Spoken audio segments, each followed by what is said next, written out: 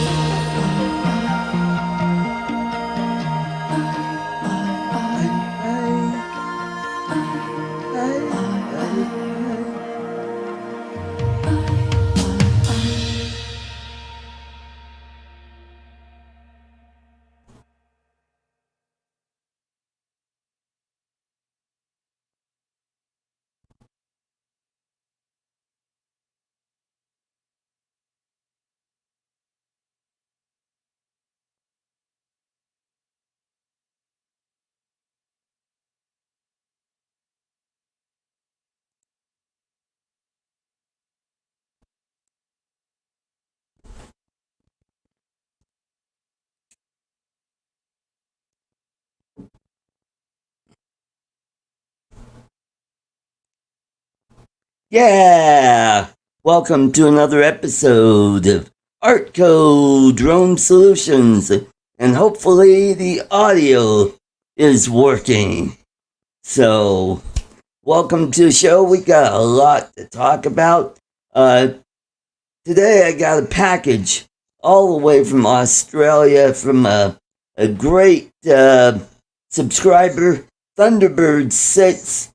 I will open it up in a bit, and also today we'll talk about these power banks. Oh, what the hell is that? Oh, that's one of Chuck's stickers from when he did some. I had some high 8 videotapes that he downloaded onto an SD card, so got that working. Great. I'm glad to hear the audio's working, but we'll talk about this guy. And I got another one that's a little beefier. We'll talk about those, and when James comes on, he'll give us a report on what's going on at Taal volcano. It's erupting, and crazy stuff going on there.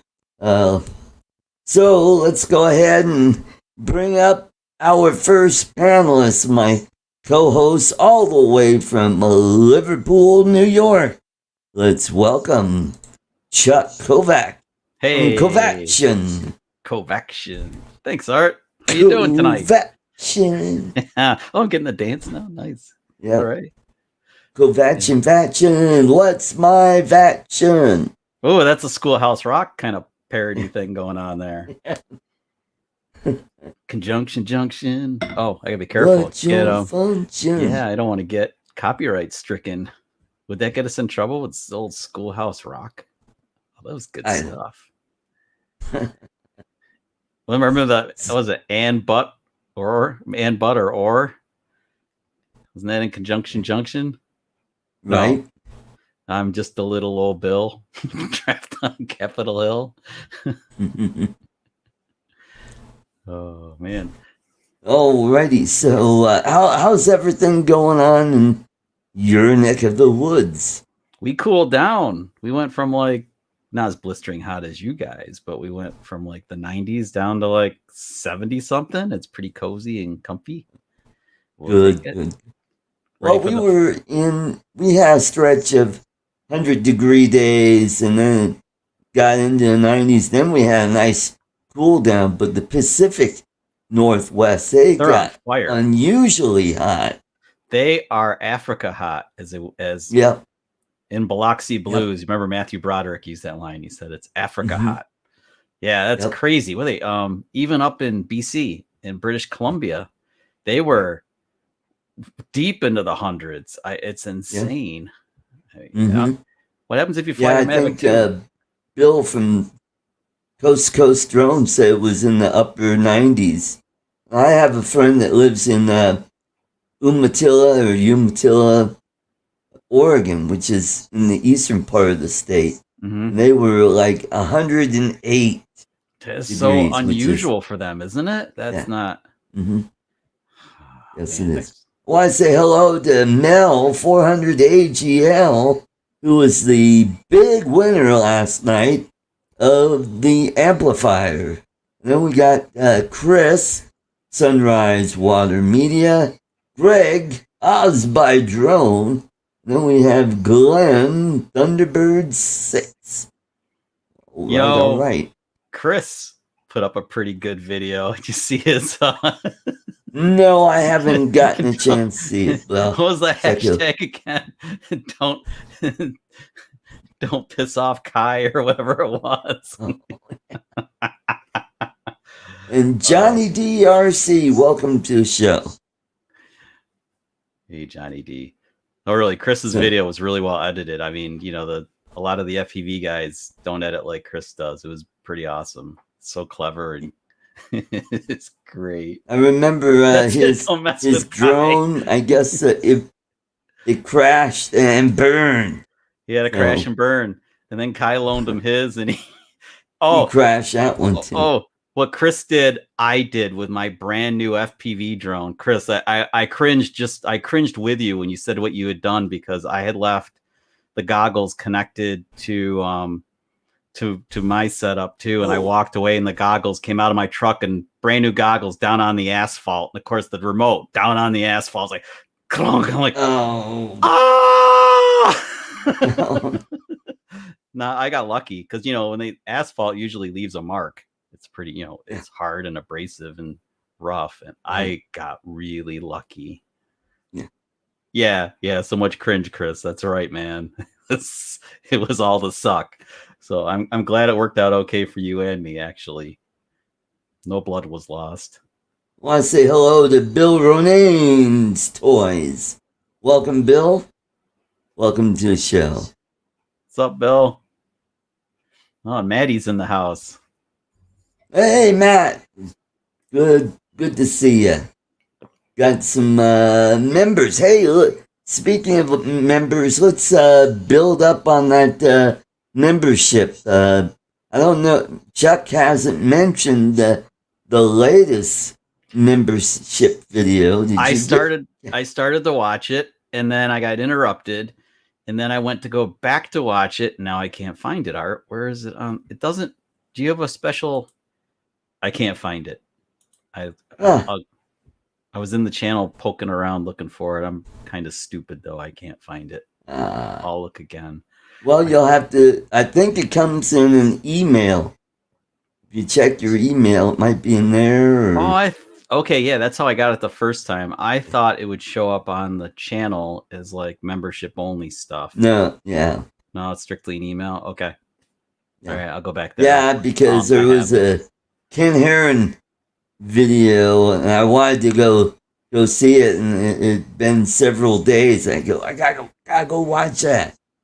And so I found the email, and I clicked on it and got to it. And so, and you probably have seen the video because you were the one that downloaded it. I just quality control checked it. There were a couple of glitches in there. I can't do anything about those, but yeah, I was making sure they were playing and stuff. And then a couple of them I had to wind.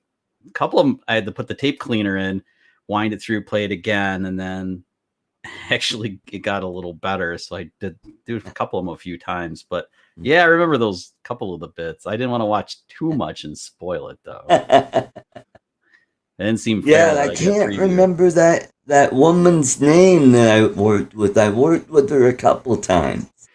I didn't realize when she introduced you, said, and from Comedy Central, and yeah, I did you're like a superstar. Yep. What had happened was I did a show in Fort Wayne, Indiana, and the first show that they do, it's a weekend show. And what they do is kind of like a Tonight Show style show where comedians would come out and then they would sit on the couch, and Kevin Ferguson would interview them. But normally the MC doesn't get to be on the show. They just do their bits and introduce the next act. But this was during March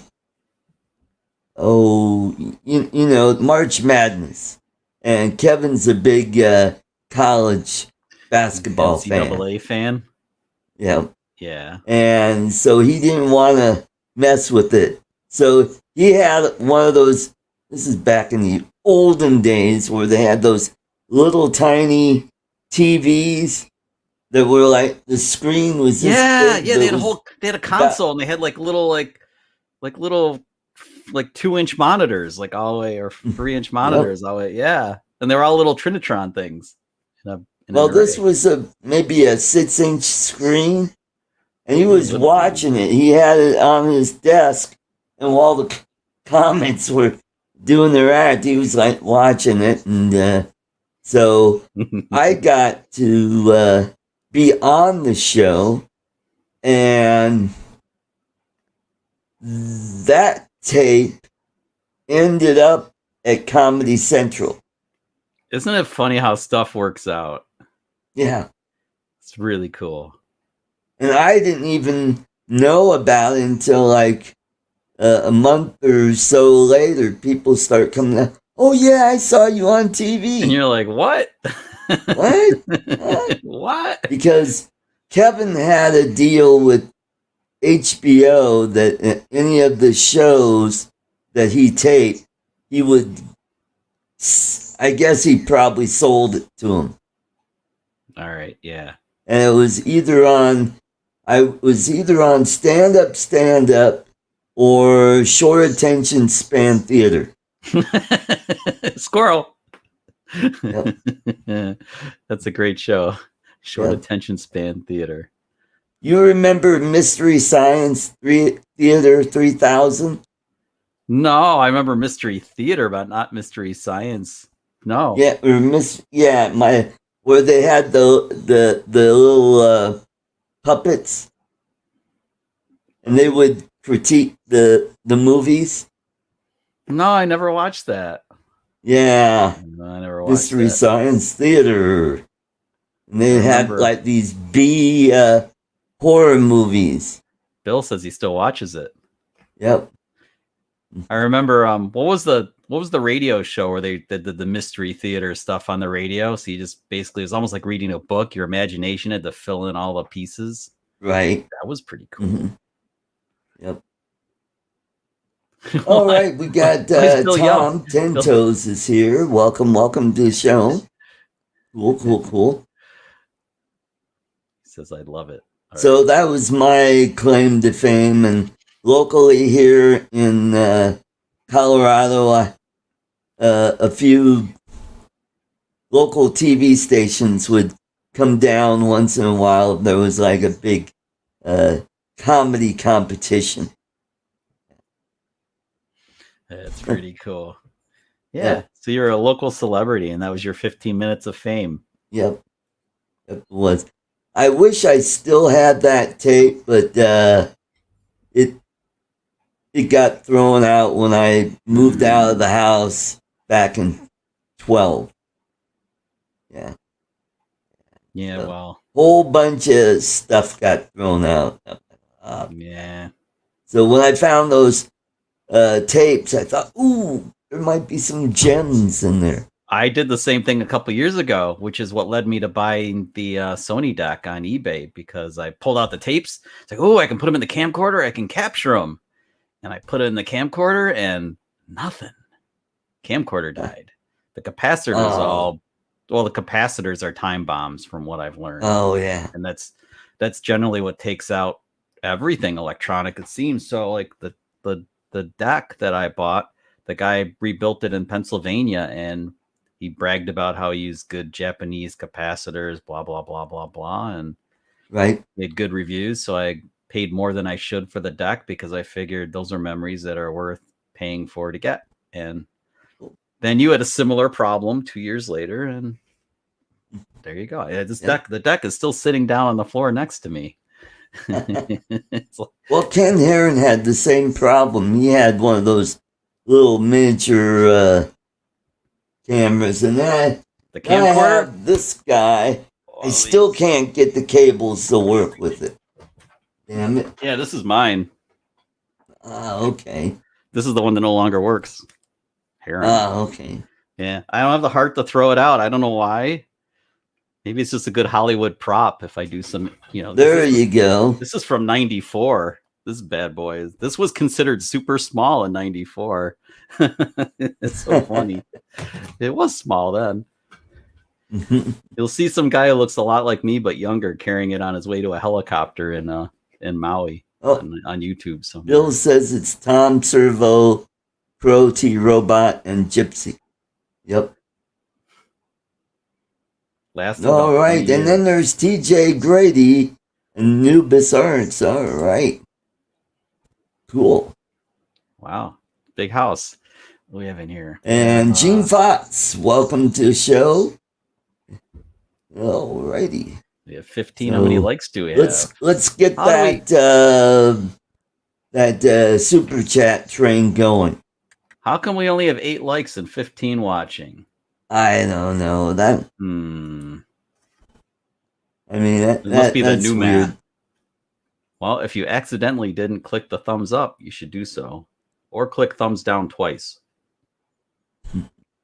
That's not my joke; it's somebody else's. But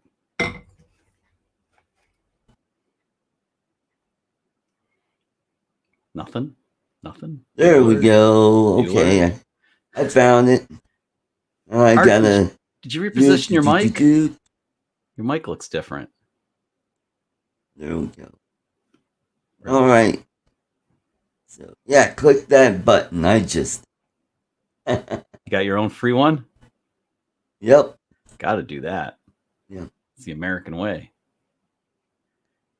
Well, I was filling in for Lloyd on Oz by Drone last night, and we got a super chat train going. You remember Alexis?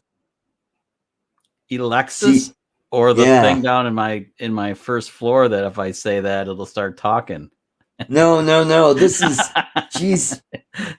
she would start popping up over at Ken Heron's channel. Well, she came over to Oz by Drone, and she was dropping bills like crazy. Nice. And Ken Heron and her were going back and forth, one-upping each other. So I think Greg managed to break 100. So I think he's going to get some money this month. Nice. Yeah. Nice. So hey, we're up to 17. Cool. Alrighty. So yeah, let's get into these guys. Solar power.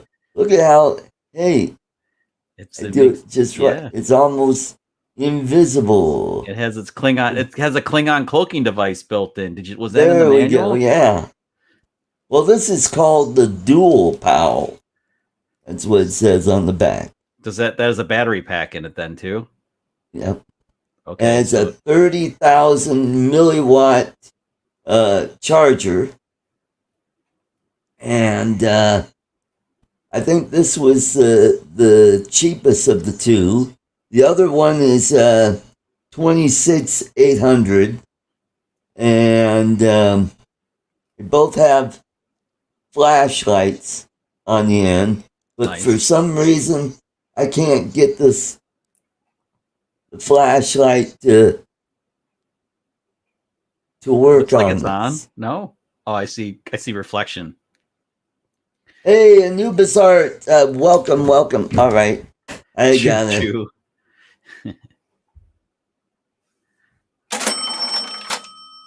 Did you guys hear that?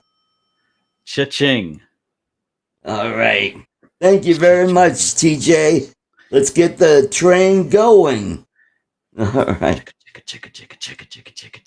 All right, John Olson, welcome to the show. Good to see you. So, this thing, use a flashlight in the sun. A flashlight. Hey, Art, how long does it take to charge fully with the solar bank in the front? Can it charge fully? Can it charge itself fully with the solar panel in the front? I think so. If I leave it out in the sun long enough, I got it up to about, as you can see, the blinking lights. Yeah, it's about 75%. Just sitting outside. I have been able to charge up my cell phone with this. Cool. And I've charged up some GoPro cameras with this. That would be great for camping. That is awesome for camping, because although you're going to need a whole pile of them, and you got everything you carry in a backpack camping, you have to carry in. Weight matters. So maybe a Mavic Mini too. But there's more. Oh, there's more? This Biff, is called... What else do you have?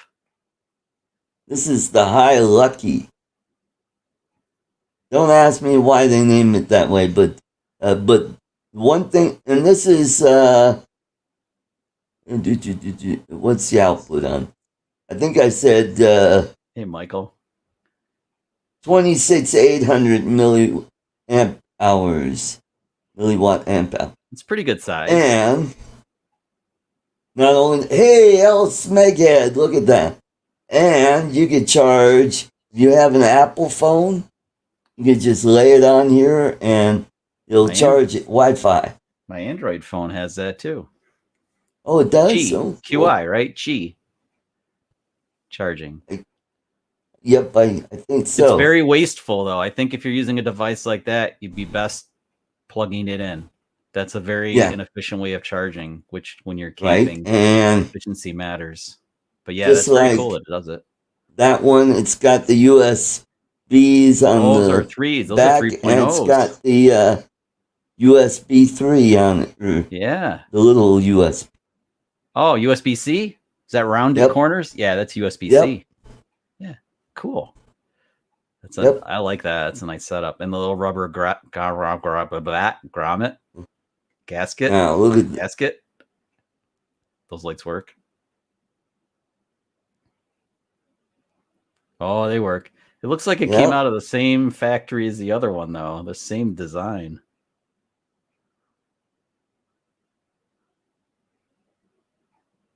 Carefully gonna contact the aliens with SOS. Is that what you're doing? Yeah. I saw SOS.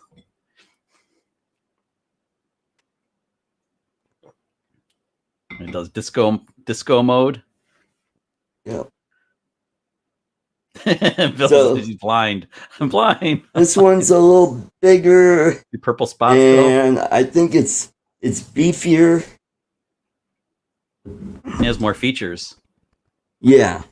Are you going to do a comparison review, by the way? Huh? You going to do a little comparison review or no? Yes, I am. Nice. I think I like this one a little better than this one. Even though this is smaller, it's more compact.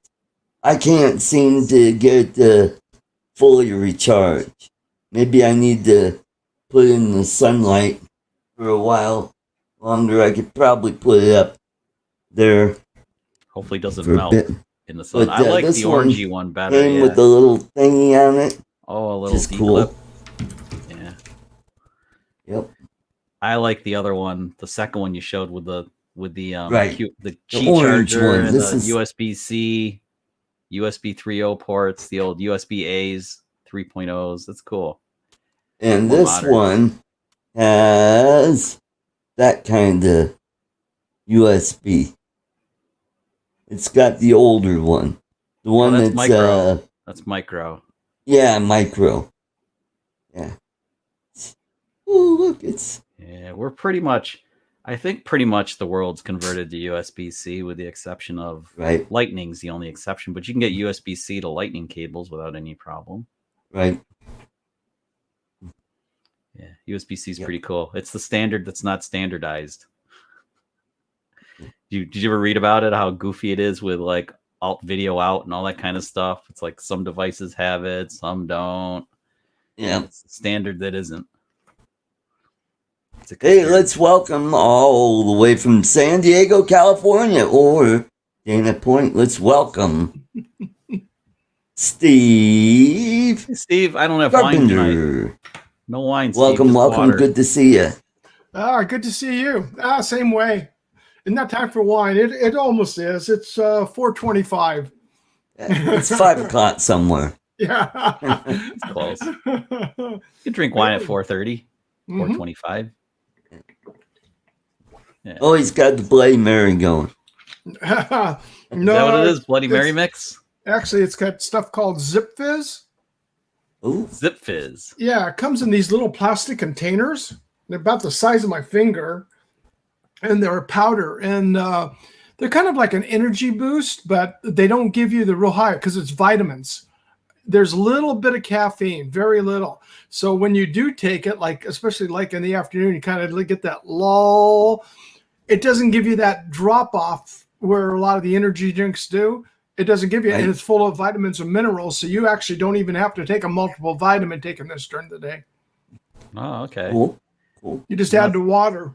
I'm not a big fan of energy anythings. I think they're This is vitamins and minerals. It's Yeah, strictly, that's in cool. fact, it was invented by a group of guys and gals that are really into what do I say, sports athletes, and they were looking for something to give them natural energy, and they came up with this stuff, and it really works. Steroids in there too, Steve. You're like, Yeah, fuck you up.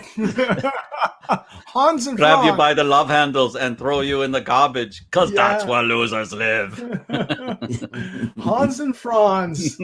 Yeah. We did them before here. Hello, Matt. Hello, Bill. Mr. Smudgehead. Good afternoon to you, sir. Then we got Michael McReynolds. Welcome to the show. Yeah, Michael. Yeah. So we were just doing. I was laughing. Oh, yeah, I remember Look at you go. when you brought that to spin up that one year. Yeah. That's where I got the idea from. These Oh, things are. This thing is. I've had this one here for before spin up. Right. This one looks almost like yours. Yeah. The label's different on the back there. Yeah. This Is that is still? This is the best model. Ah, okay. How Then many I read the milliwatt model hours is that? Okay, I've got two. One that I carry in my bag. That's the one that you saw is the 10,000, and this is a 20,000. I can take this out and charge my batteries on my camera or anything like that because I got a little small, charger with the two. Like this, yeah, like for the small cameras.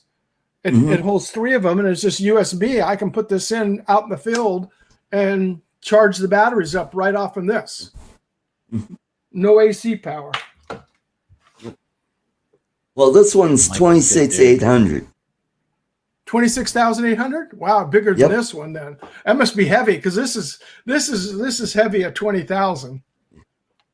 Well, this one's at 30,000, and it's 2/3 the size. How in the world? No, it can't be 30,000 milliamps. Well, that's what it says on the back. 30,000. Are you reading yen instead of dollars?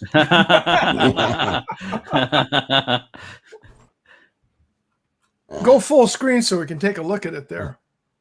Okay. Oh, darn. No, you full screen, not out of screen.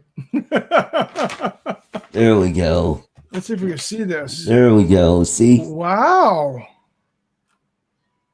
1.5 watt hour input, 0.5, yeah, output. Wow. Yeah, that's impressive.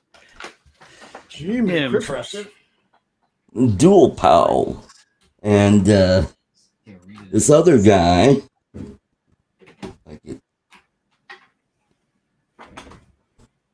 And that's 20, you said, there you go, perfect. 20.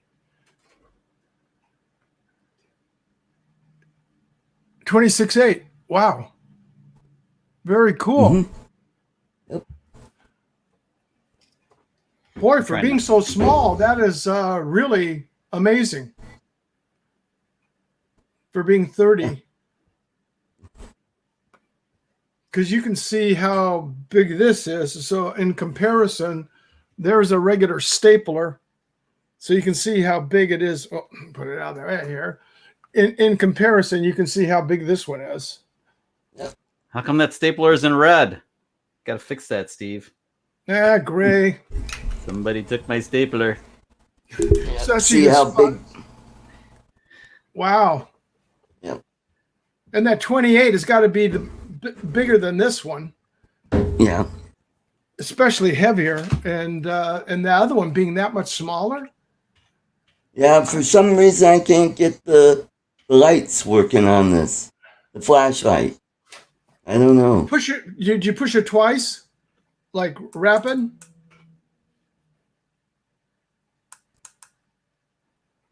Let's see. Yes, no? Oh, there we go. There we go. Mhm. Okay, cool. Yeah, and this and the ones I have here is it's got the USB-C Ooh. port, then the charge port, and then the high speed USB and a regular USB on it. Yeah, the Oh, and Qualcomm 3 it stuff. blinks too. Yeah, So it has Qualcomm 3 out. yeah. Oh, it's showing charging because it's flashing here. I've had several different models over the years because being out in the field and working, you're always never able to forget. So your phone either goes dead or whatever, and these it's Balvor, BLAVOR.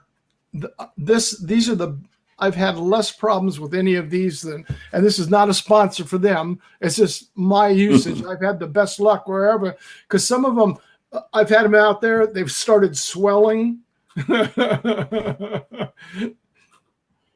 Well, those batteries get goofy after a while. I have an old Bomber by Tilt. I don't think you can buy this anymore. This thing. Look how old this Right? thing is. Wow. You plug it into the wall and charge it as a little flip out Uh-huh. USA setup, and then it has its own cable for USB-C, stores on it, and then it has ports on the back for USB-C and USB-A. Very and it's cool. all Qualcomm 3.0 out. So it's an old Bomber. It's getting all discolored. It looks like it almost caught on fire, but it didn't. Just the paint's wearing off of it because it goes everywhere with me. I charge it up, and I don't know how many milliamp hours, but it's enough. I think it can charge my computer. And it has. But For some reason, I can't get this one doesn't to have a flashlight. turn off. Push it again 2 times. Click, and then click. hold. Oh, is it click, hold like DJI stuff? Mr. L. Smedgehead finally gets to go home. Congratulations, sir. Hello, Oh. Mr. Hope. Nope. I've been granted temporary freedom, so they're letting you out on parole. Is that the case? There we go. Oh, man. Got her? It took me. Yeah. That's the discharge feature. Just leave the lights on. It'll run it right down for you. Yeah, that's right. Make sure it's safe and not unstable. Don't want it to Yeah, have a meltdown. I keep this one here. In fact, it's due to be charged up again. You know, I just plug it into a USB port charger and it charges it a lot faster. It takes a long time. It takes almost 8 hours on my 10,000 to fully charge out in the sun. My mini Okay. charge finally. My mini dome's been on that charge. So how's the weather out there, Steve? Good. We actually have some sun out today, but it's starting to cloud up again. So that I'm fearful for, because we're finally going to have the fireworks here out on the water. Uh-oh. And Right. that cloud cover comes in, and then what it does is the fireworks go off, and then the smoke starts blowing up against the clouds, and it just comes down and it covers up the fireworks. Oh, jeez. Because the smoke can't dissipate. The cloud, the inversion layer keeps it in. Well, we got Steelman 58. I believe that is Gerard. That is James Tanner's friend. Oh, okay. Oh, he's in Ontario. He's not far from me then, although Yeah. because Ajax, that's Ontario. Providence. Ontario is my favorite province because it borders with New York State. And Mike B says, my power bank will power the whole neighborhood for a month. That one, like yours, Mike, is sitting over in my closet. Oh, Gerard says correct. Okay, cool. Yeah. So hopefully soon. James is probably eating waffles as we speak. It's been a while. It could be a pancake Sunday morning. It could be. Any wagers? Hopefully it's not covered with ash from the volcano. Oh. Well, it's certainly been exciting over in his neck of the woods. Well, I'm sure he'll tell us all about Taal, or if it's erupted, if Taal is still erupting. Yep. Sorry, Mhm. bad joke. Going kaboom. That almost sounds like who's that comedian / actor in Encino Man? Think about it. Come on. Brendan Fraser? No, but he was Encino Man. No, Pauly Shore. Oh, yeah, Paul. About it. Oh, yes, that's right. Yeah. He used to I always remember he'd say him stuff from. like from what? Well, he was in another one with Biodome? no, That was this one is of the my one favorites, where the he safety was dance. he was the dorm monitor in college. Everything he was in was just silly. Like, you just turn your brain off and just enjoy it. It's good stuff. Yeah. Oh, that's not good. To be Biodome. trembling That's from Biodome. Yeah. mm-hmm. Biodome. Yeah, remember they did the safety dance at the end?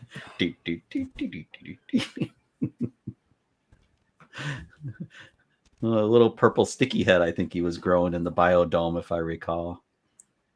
Oh man, that's terrible that your daughter's afraid of the fireworks. That is awful. Oh, the movie I'm thinking of is Son-in-Law. Oh yeah, I forgot about Son-in-Law. Yeah. Yeah. And did you know he was in an episode of Hawaii Five-0? Which one? The original or the new one? The The new one. Yeah. Oh God, he was probably in he diapers. Wasn't even. Might not have even been. Oh no, he's close to my age, I think. But he's in something else now. Yeah, he was with You know, two other somewhat famous actors. One was Kevin Farley, Chris Yep. Farley's brother, Yep. and Jaleel White. Remember him? Oops! Did I do that? Oh Urkel. no Yep. way! Yeah. Even Urkel. I still remember when he had the BMW over the door in the front. The one episode he had that car. Mm-hmm. Did I do that? Mm-hmm. He would have been a drone pilot. Maybe he is now. Is that a little bit better light, Bill? No offense to all us drone pilots, but Urkel is probably flying a drone right now. Yeah, I've been out running around doing shopping, picking up laundry, and just nothing but an errand day all day today. Been so busy during the week. Well, the weather Encino Man, that's what. Okay. Oh, I remember that one. You blend nicely. I remember that line. He was saying if it wasn't for the black chair, I would just blend into the wall with the hat color blending into the wall. And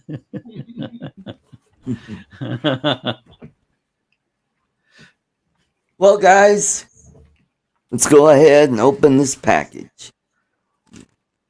I wonder what it could be. I wonder if it's from the Thunderbird 6. Yep, Thunderbird 6. Maybe it's Tim Tam.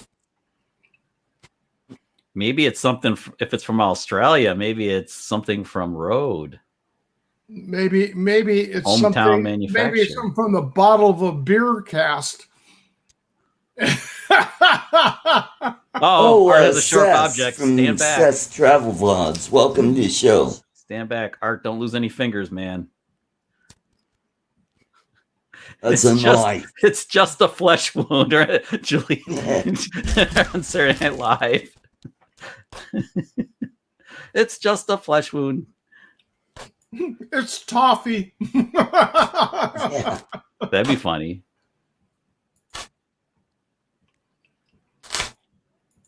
And speaking of which, once again, thank you, Art, for the toffee. Oh, you're welcome.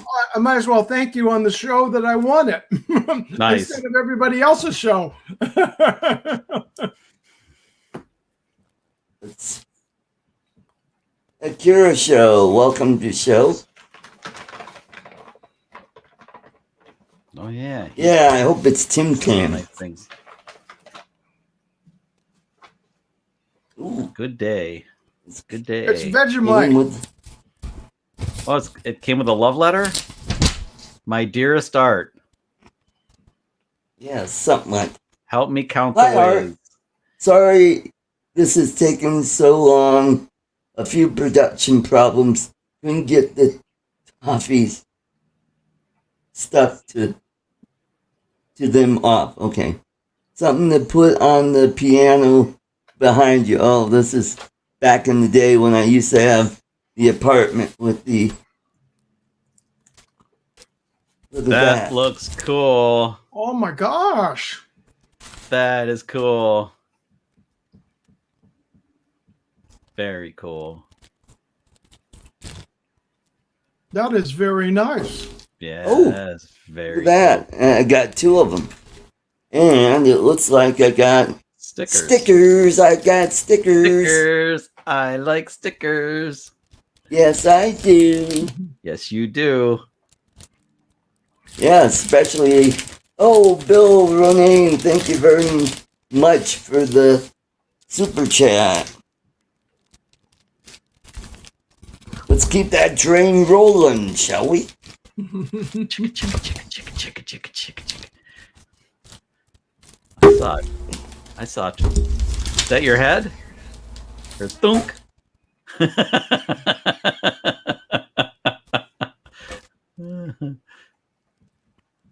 Yeah, that is really cool. I got two of them. Now you can get rid of the fake sign behind you and have a real sign up. Yeah. Put it up like right there. Well, yeah, sorta.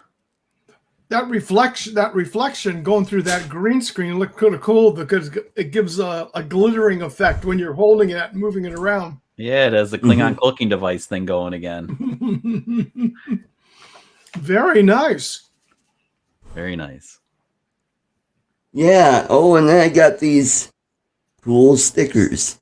Race Never have on the strip, not Never. the street. Can never have enough. Oh, that's no fun. It's bad enough I have to Cool. follow rules flying the drone. Why wouldn't the vet? If nobody's around to catch me, it never happened. I didn't do it. wanted Nobody to told show me to do you. it. You can't prove anything. Sorry, Art. Oh, okay.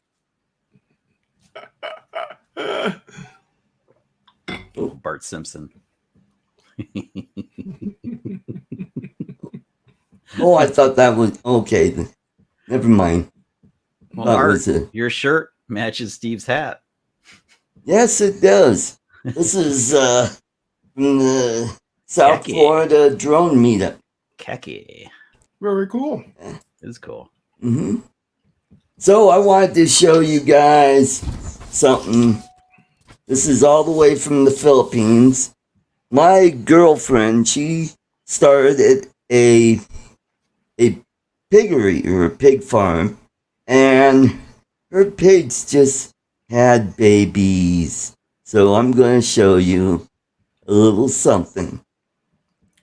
Piglets. Baby Yeah, bacon. piglets. Baby bacon. Piglets. I'm sorry, that wasn't very nice, was it? I like bacon. Oh, it's like being at the state fair without the smell. Yeah. Yeah. Oh, look at him exactly, Chuck. fighting. I'm serious. The New York State Fair always has the piglets. It's pretty cute. Hey, thank you, Bill. And right down the freaking midway, you can get your bacon cheeseburger. Followed by your cube of butter, deep fried. That's deep fried anything is good.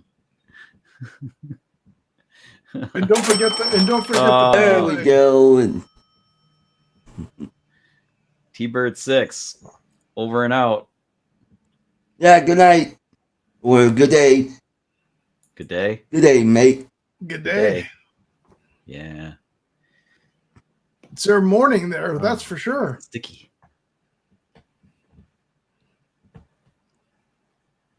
All the way from I'll give you a mic drop. My girlfriend Irene, she lives in Mindanao, Philippines, which is several hundred miles south of where James lives. A mic drop. A few islands away. A few islands. There's only 7,100 and something and islands growing. in the. Yeah.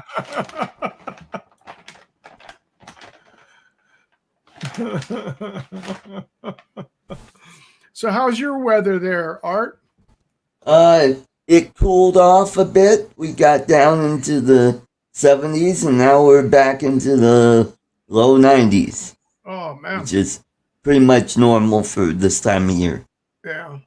How about you, Chuck? How's the weather holding for you guys? It's been up and down. Yeah. Now it's in the 70s. Yeah, But that's it's what been we super are. wet. We've just rains every day. Right about the time I want to go out to lunch It's for a super walk or wet. fly the drone, rain. That's what she said. Super wet. Yeah, smushy. Smushy. Yeah, just inland a little bit here from, excuse me, about 8 miles. We were sitting here like around 74 degrees. You just go 8 miles inland and it was up to high 80s. Oh, It jumps up 15 degrees in a blink of an eye over there. And we were earlier in the week, we were up just hitting 90. But thank goodness it's not like up, well, not here on the coast where we've been cool, thank Cooler. goodness. But up in Seattle and all through Portland. Washington and Oregon, all of it through there. I mean, Eugene was up to 115 degrees. It's just insane. This is insane. I don't know. Part of me was going to set up a backup plan and go out to the Pacific Northwest if Scotland fell through, and now I'm not so sure the whole could be a problem in October. It usually is. October would be nice. yeah. It's usually when those brush fires kick in. Not in the Northwest. We were going to go to Napa late October. No, there, yes. That was a problem. Mm-hmm. Yeah, we redirected ourselves to Portland that year, like last minute, like within 3 days. I never did that before. Canceled everything that had to do with San Francisco and Napa. Yeah. All right, Portland bound. Yeah, I have a friend of mine. He lives in Sonoma. And they have a custom built home, and his neighbor has a pool. They don't has a big pool, but my friend is very mechanical. He rebuilds airplanes. He's a pilot, and he rebuilds like older, single engine airplanes and stuff like Stetsons and stuff like that. Stinsons, and he's built 15 airplanes, rebuilt them, old airplanes and fixed them up. So he got a hold of a deal. They went and bought up some stuff. Was an old pump, a diesel powered, like a fire pump that can be towed on a trailer. So when that fire came through, the fire chief came up to him, said, "Tom, you guys better get out of here. We cannot support you. We will not be here," because it got within a mile of him. And ash, is everywhere, and the embers are floating around. That's your biggest thing. Well, Right, yeah. he put the same thing like I've got. We got a metal roof up here, and the exterior is all stucco, so it's protected, so there's no wood showing anywhere. Nothing that can combust, basically. Yeah, and their grounds are all clear. So his friend that says, "Don't worry about it." So he topped his pool off. It's a reservoir. It's a reservoir. And then he had that pump. They were all set. They had hoses laid out and ready to go. You guys just build a damn water tower, man. It's gravity. You can't you pump it up once and you have the water tower full and You're ready to rip. You got a great big old water tower. In fact, you can put your name on the house and everything. It'd be kick ass. Well, they tower. They do have a small. And we can fly around it. We can go out there and fly the drone around it. They do have a small tank above ground because they're on a well, so they can bring up their own water and keep feeding it into the tank. And if use the pressure from the tank. Yes. There you go. Yeah, you can't beat gravity, man. No, that's for sure. All right, El Smeghead, thanks for coming in, and happy 4th of July. Thank you. Right, man. I'm glad you got to go home. Safe travels, sir. Yeah. Well, while we're right here, let's play that video from last week when I was flying FPV at my friend Rick Enstrom's house. Shall we? We shall. You shall? And let's share the audio. Yeah, share the audio. We've all been having audio problems. How many gallons of paint did you have to get to paint up all the Nick walls? All right, let's get this bad boy going. All right, today we're talking about my favorite prop. Oh, you gotta be kidding me. I know that guy.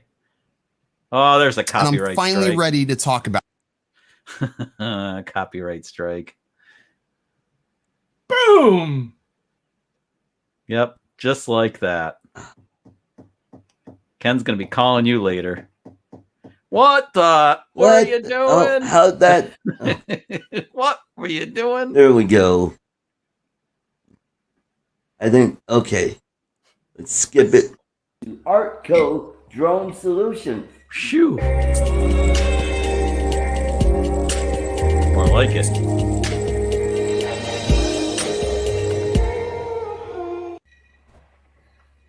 We are Ryan here at the palatial estate of the Enstrom family. Stop.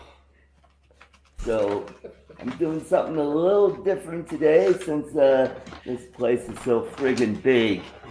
I get to fly my little tiny Hawk 2 here. So stand back and we'll watch some videos. Hopefully I won't crash too much today. But fortunately I did a lot of practicing on the simulator before I came over here. So enjoy the video.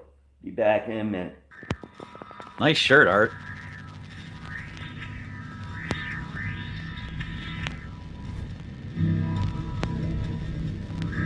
Music is by Epidemic. Everything else is crap. Oh, you gotta be kidding. At Dunkin', and add a burst of excitement to your favorite drinks. Because surprise. Here we go.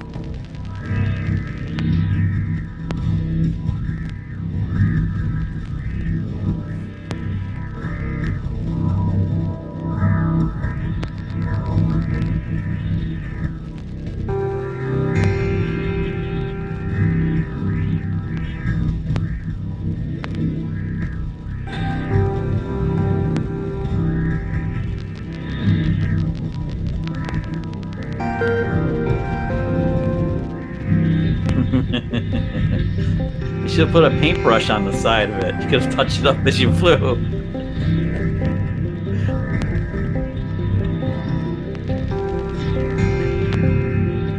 on, go under the table. Let's see.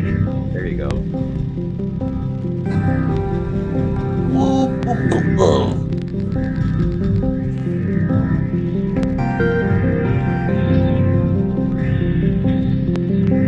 The little dude doesn't have turtle mode because the props are in the they're enclosed. Yeah, the props fell off. Oh, they did fall off.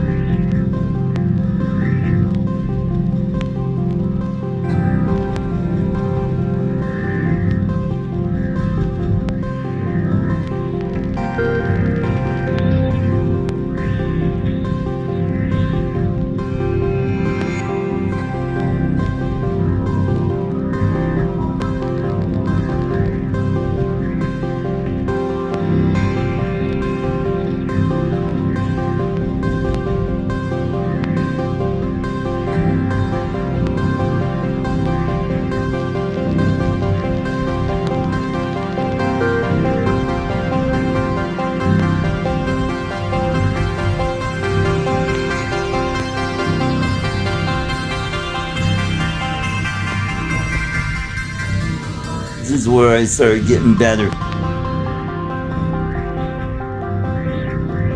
Uh-oh. All right, one more time.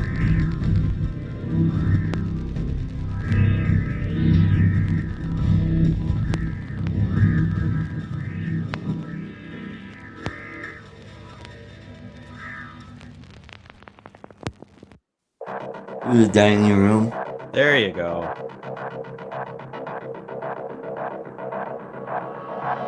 There you go.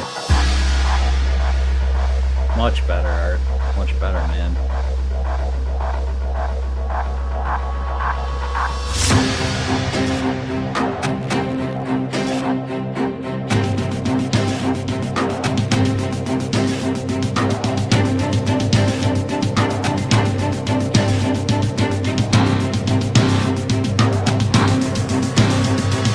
Tribal.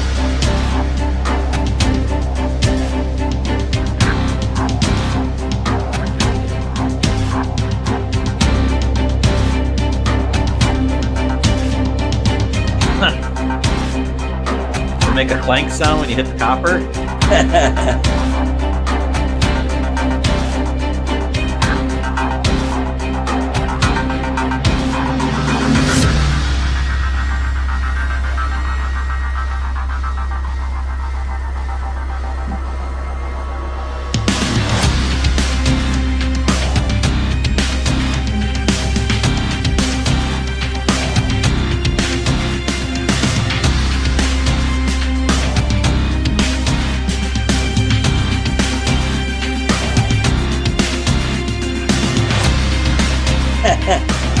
There's his wife ducking. I don't blame her.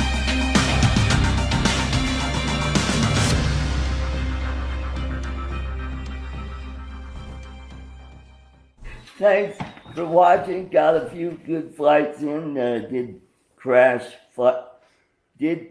a few times. I did get a few times. I got to fly all throughout the house, going through the kitchen, the living room, the den, and the family room. Got some really cool video. And if you like my video, please subscribe by clicking on the icon in the lower right hand corner, and please don't forget to ring that bell. Also, I do a live. All right, we had enough of that. You were pretty good towards the tail end, Art, when you were buzzing through the. Yeah, you had a good run there. So you got to stay with it. I think I went through 3 batteries. Now I got a question for you. Okay. Not being an FPV drone owner, why, when you first started that, did it come up as low battery several times? It kept on flashing, low battery, low battery. Did you have a full battery when you started? Yes, those were all charged up. It's just that you got to remember these videos have been edited. So that's why you saw the low battery, because I had to shorten it for time. Yeah. So yeah, if you like that video, leave me a super chat. Super chat. And also become a member of the show, and you'll get I put out, members only videos out there, and I do song parodies, and you'll get to see some of my old comedy video acts. I like what Bill says. Bill's wife controls the money. Poor bastard. Yeah, but you're going to spin up. I am. Yeah. He's I don't know. Maybe I'm just lucky. My wife lets me do anything the hell I want with my money. Well, guys, it's about that time. It is like time. A mini too. For no good reason. To do a drawing for some almond toffee. Pick a number between 1 and 50. And I will spin the prize wheel. And the winner will get a box of yummy Enstrom's almond toffee. So So get those numbers in. Hello, Jody. Hey, Jody. 49, 25, 20, 50. 10 Toes is playing the 40s card Chris. again. Chris, you can't keep duplicating me. He just retracted it. Alrighty. Share the screen. We'll share the audio. Hopefully Chris apologized. Yeah, Nice. he did it. What was it? 3 weeks ago when, or 2 weeks ago when we did it, it got duplicated again. Oh, and Gerard Steelman 58. All right, he's got a number in. All right, let's spin that wheel. Alabama.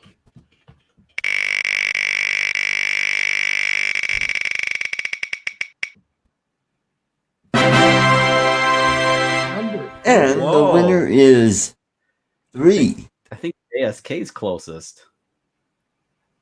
Yep. Oh, JSK JSK, is he's got 6. 6. Close. The only single digit one on the list. I believe so. Oh. So Mark Martin's closest to Dale Earnhardt. Ah, the old NASCAR days. Speaking of NASCAR code. Alrighty, JSK, give me your address and I will ship that out to you probably tomorrow. Cool. Very cool. Congratulations. Congrats, JSK Enterprise. Yeah, congrats. Hello there, Mr. Bill Thomas. How are you, sir? Mr. Bill. A name. Bill Murray. My neighbor up the coast, suffering in that heat. Yep. This is when I'm glad to be working for an air conditioning company as a service engineer, so I have no shortage of work.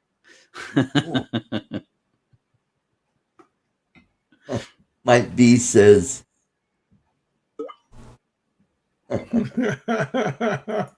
Sleep Sluggo. Yeah, you go. oh no, Mr. Sluggo. He's being mean to me. That was back in the day when that show was funny. Garrett Morris. I took the words right out of my mouth. I was thinking that exact same thing. Yep. Well, that was Good times. Gilda Radner. Yep. Land Shark. Remember that? Dan Aykroyd. Jane, you ignorant, misguided slut. Yeah.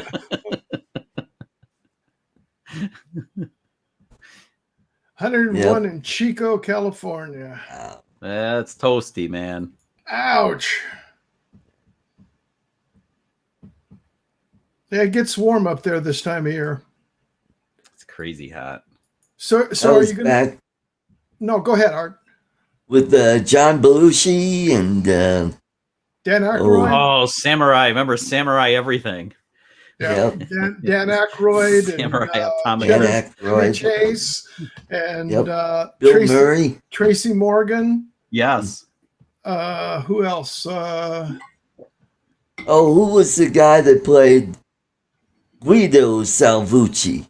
Oh, who was Guido? Oh. Yeah, Father Guido Sarducci. Finding the Pope in the pizza. I'll give you a clue. All of the popes that have red faces. Who was that guy?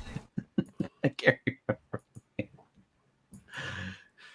Yeah, And I it love was Garrett pretty Morris, good up when they had Joe Piscopo and Yeah, Phil Hartman.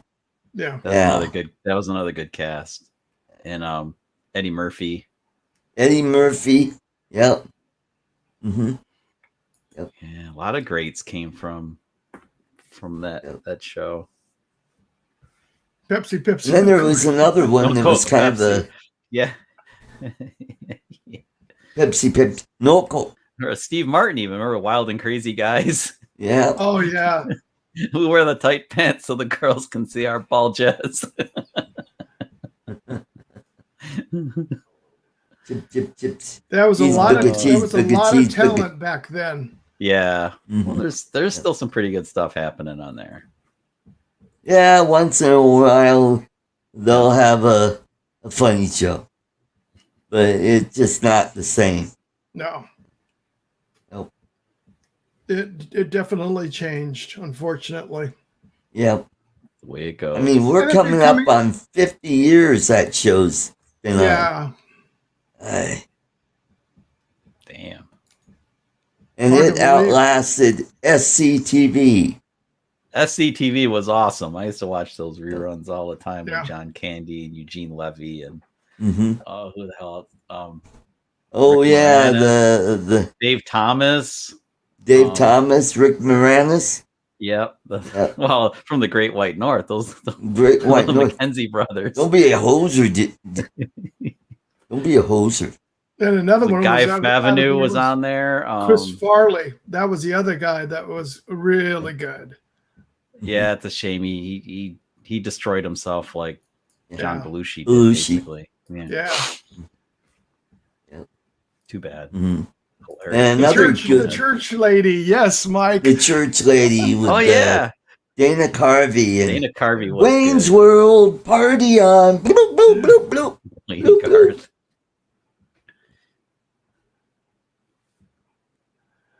And another good show was In Living Color with the Wayne brothers. Yeah. That was pretty good. That's the show the that homeboy launched shopping. Jim Carrey. Yeah, he launched in there. Fire Marshal Bill. Let me show you something. Yep. Remember they had the Homeboy Shopping Network was done out of the truck in the back. Yeah. Oh, that was great. That's where the Simpsons started. We talked about this before, I'm pretty sure. Yep, that's. There was an actress Tracy Ullman. that got found on that show. Remember Rosie Perez? Oh yeah. Yeah. She was one of the Fly Girls. Mm-hmm. Well, the Fly Girls were fly, weren't they? And she was in a movie called White Men Can't Jump. And she was also in another one with Nicolas Cage where Nicolas Cage had a lottery ticket that he gave to a waitress. Oh yeah. Yeah. That just was got me back thinking in about the mid-90s. You got me thinking about 21 Jump Street that was on that same Sunday night setup, and that was Johnny Depp's breakout. Yeah. And so Holly Robinson was on there. Holly Robinson. Not to be outdone by Christina Applegate, though. Yeah. Yeah. The Bundy bounce. And then there were some child actors that got famous back in the 80s that are now big name actors in like oh God, who's the guy from Titanic? Oh, Leonardo DiCaprio. Yeah. Yep. Yeah. They filmed part of Titanic just on the other side of in the Mexican border, Tijuana. That's where they had a 75% mock-up of the Titanic. My buddy lived in San Diego at the time, and he was an extra.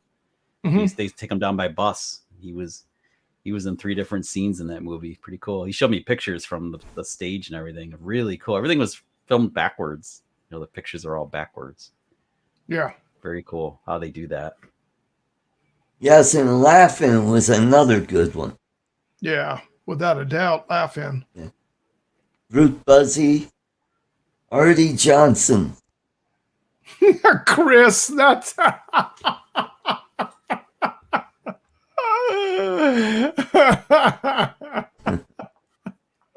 Not touching it.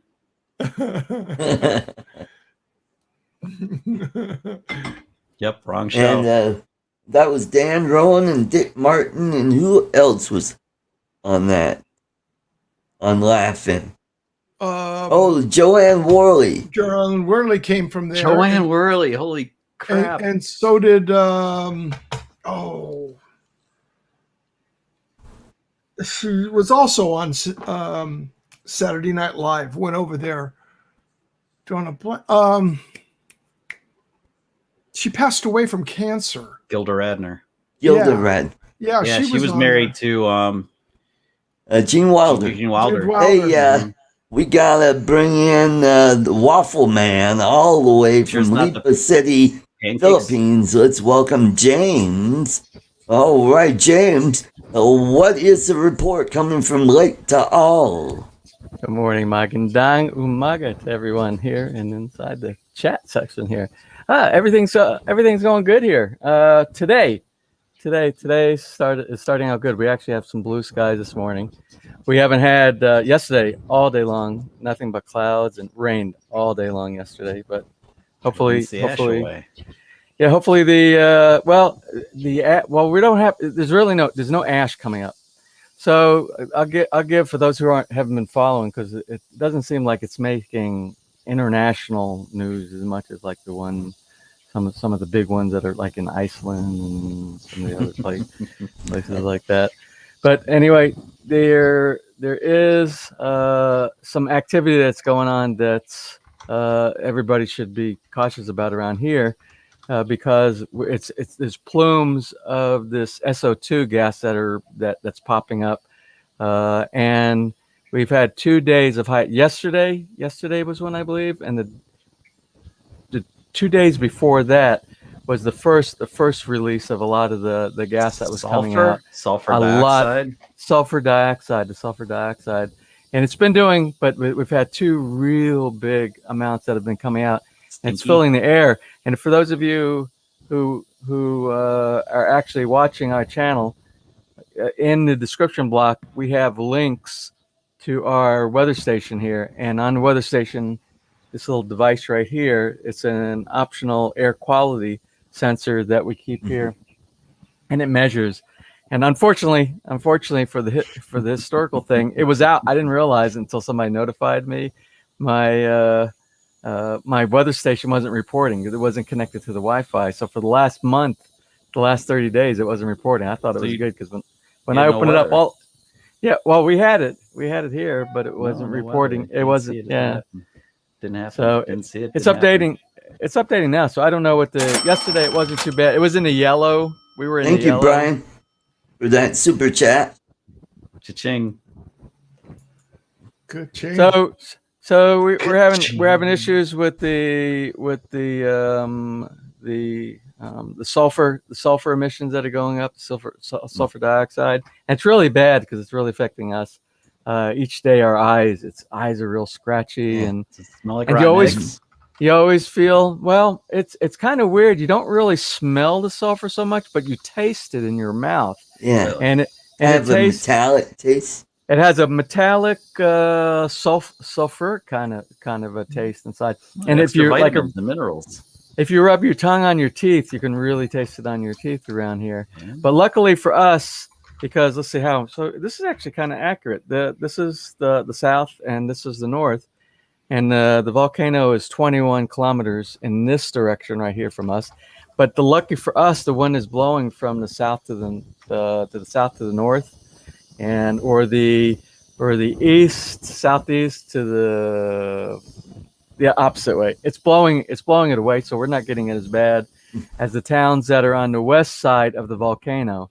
But what they're experiencing a couple things. They're getting a lot of problems with the sulfur dioxide inside the air, and they're also getting. We had 2 major events where the magma is coming up. I don't know if everybody's aware, but Taal Lake has a volcano in the center that has a lake in the center of that has an island in the center. It's one of these phenomenons that I think we're the only one in the world that has this that we have here. And Thank you, what Greg. happens? Thank you for the super chat. When the magma comes up into the lake that's in the center of the volcano, the reaction between the hot magma and the water causes explosions. And we've had 2 major explosive events that have happened out there. So you gotta that's say pretty much magma. So that's what just like on Awesome Power. Yeah. So that's what we're cautiously Dr. watching. Evil.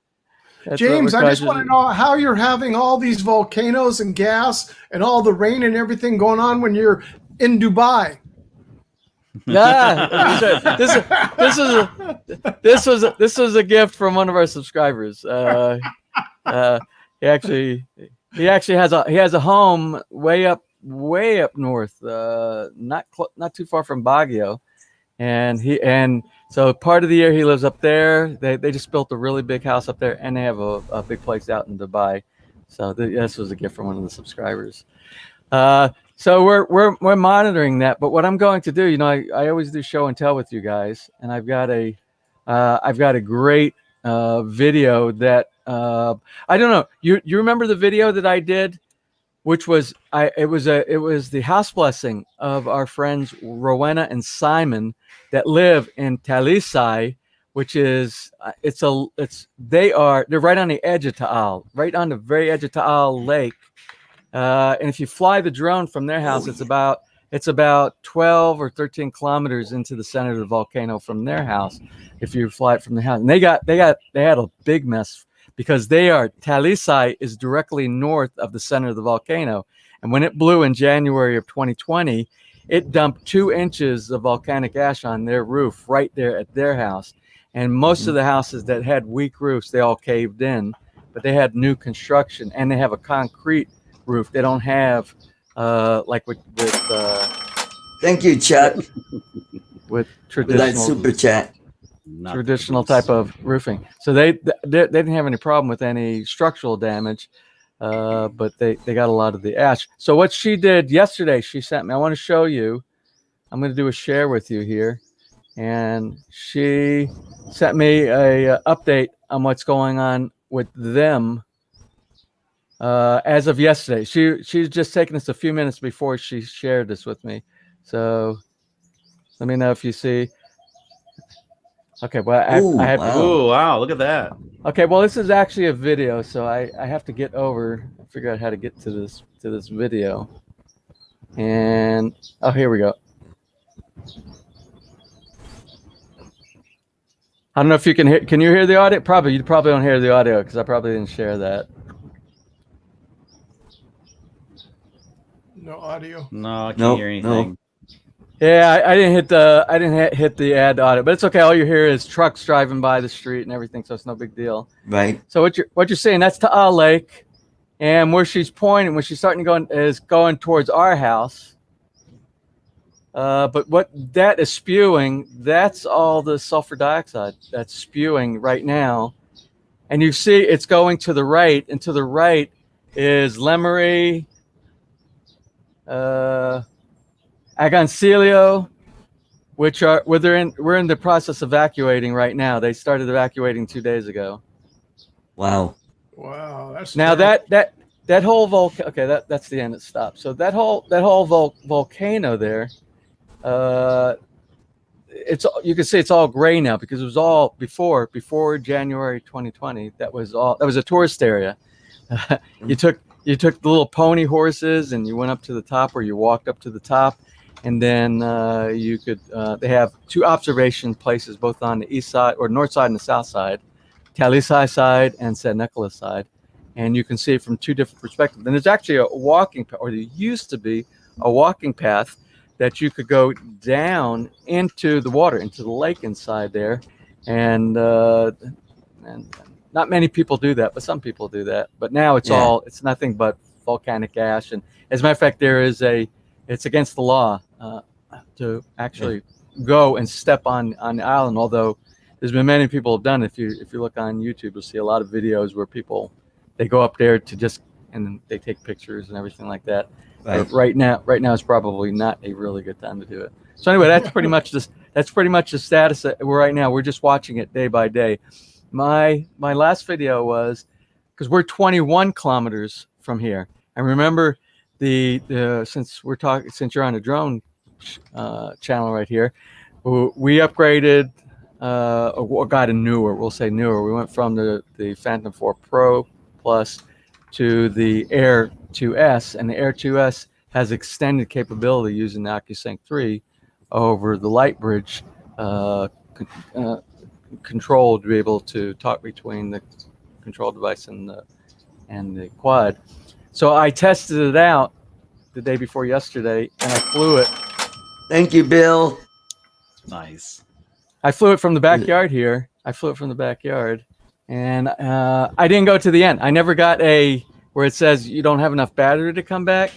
But on the iPad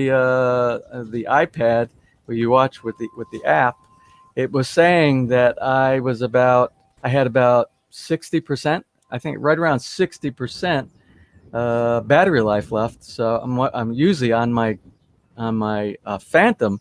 When I get to about 60 or 65%, it says you got to come home. You only have enough battery to make it back. But this never said that, so I wasn't sure if it was calculating with the airspeed and everything like that. I wanted to make sure I didn't drop that anywhere between here and the lake. So I went ahead and manually turned it around to come back. But I bet you it would have gone. It would have gone. It would have got even more. But I'm still getting a good feeling for the drone. And I was pretty impressed that day with it. I changed it from manual, because you can go 2.4, you can go 5 gig, or you can go to where it auto senses for your connection. And I went auto on there, so it would choose the best frequencies and the best band, and it kept on going. It never gave me any issue. But there was so much of that sediment in the air and the SO2 in the air, all that sulfur. We call it dust. Yeah, you couldn't see. You couldn't see it, but I'm thinking today we had rain all night last night. The clouds are blowing this. I think I might do a second approach to it. And there you go. Video today. It probably dropped down a lot of that dust. Yeah, so I'll drop that baby right in the volcano, James. Well, I did the last time. I did the one in February, 30 days after the volcano. I'm remember? You should sacrifice the Phantom to the volcano. No. get the stream back though. Get the stream footage. So is this instead of Joe versus the volcano, this is the Phantom versus the James volcano? Phantom versus the volcano. There you go. Going in. This could be a one-way trip, kind of like. If I tell you, I would do that if I knew I could get a viral video. If I could, and it would pay for the drone, I would sacrifice. The drone for that. But unfortunately, I doubt that's gonna. And also on the difference between the Phantom and this one right here. It's actually this one, the Air 2S was actually half the price of the Phantom. The Phantom doesn't do something that's real neat that the Air 2S will do, because the Air 2S will actually record on the iPad. It will save a file. So if you lost your drone and it went down, you would have that footage as it went down, and that might help you out for recovery. Yeah, I think it's 1080p though. The cache of 1080p. the flight on the tablet, or even on your phone, even with on audio. That is audio from where you are standing, not from the drone. Does. It doesn't. Oh my God! Yeah, I got to figure that out. I haven't messed again. Really, just the setting. Click on audio. I've only taken the Air 2S up like 3 times. I'm still playing around with it. I got so many things going on around here. The drone stuff is just when I get a free moment that I can do that. But there's so much that it does that as far as additional new technology kind of stuff that the old one doesn't do, which is the audio too. I'm anxious to start playing around with that. Oh, is it now? Volcano proof. Yeah. Well, my Mini 2 is in its protective dome, so it's volcano. There you go. There you go. Or you can or the guy that was flying his brand new FPV DJI FPV over the volcano in Iceland. Yeah, that's some badass footage. Do you see the lava rocks just missing it? That guy's crazy. But on one of them, he finally showed the bottom. It where it came back where he flew. The one other guy that didn't lose it. It just like everything is kind of molten looking on the bottom of the drone. Well, it's flipping hot as There were videos of people like Tim and Finn. They're travel vloggers, like I aspire to be. But anyway, they were there, and they said you can feel the heat just boiling off the volcano, and they're just bystanders, kind of not far where the lava kind of stops spreading. That thing just spewing and spewing and spewing. Has that thing stopped spewing, or is it still spewing even now? I don't know, but Iceland is known as the land of fire and ice. I mean, it's pretty active, seismically active. And this last week, I don't know if you saw the footage coming out of it. I mean, it went and erupted, and it was just like crazy. It was like a river coming out nonstop. Yeah, and kept going and going and close going. To that. Yeah.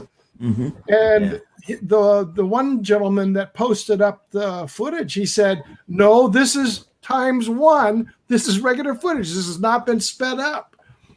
Mm-hmm. Yeah, it's pretty wild, man. And the one advantage about Iceland for Bitcoin mining is because they generate their energy from geothermal heat. Right. And since it's in a cold place, it keeps the computers cold. So it's a perfect place for Bitcoin mining up there. Perfect. Steelman, Gerard.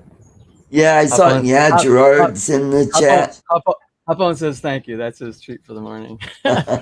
Gerard they send ballot buying box over because they're getting ready to build over here soon. And in every ballot buying box that they sent, there's always a couple of packages, and one has got a label on it that says Marianne. One has a label on it that says Hapon, and he sends the treats. And what I do, I break them down into small manageable pieces so it will last long, because it's like 3 times. It's like this long. Each one of the sticks, the little chewies. So they get their treats every day. But thanks to Gerard and V for that. Anyway, I wanted to do another quick show and tell. I had a wonderful opportunity yesterday. My son called me up with some really great news. He's a GIS programmer. He does, but he reached to a point in the company that he works for right now.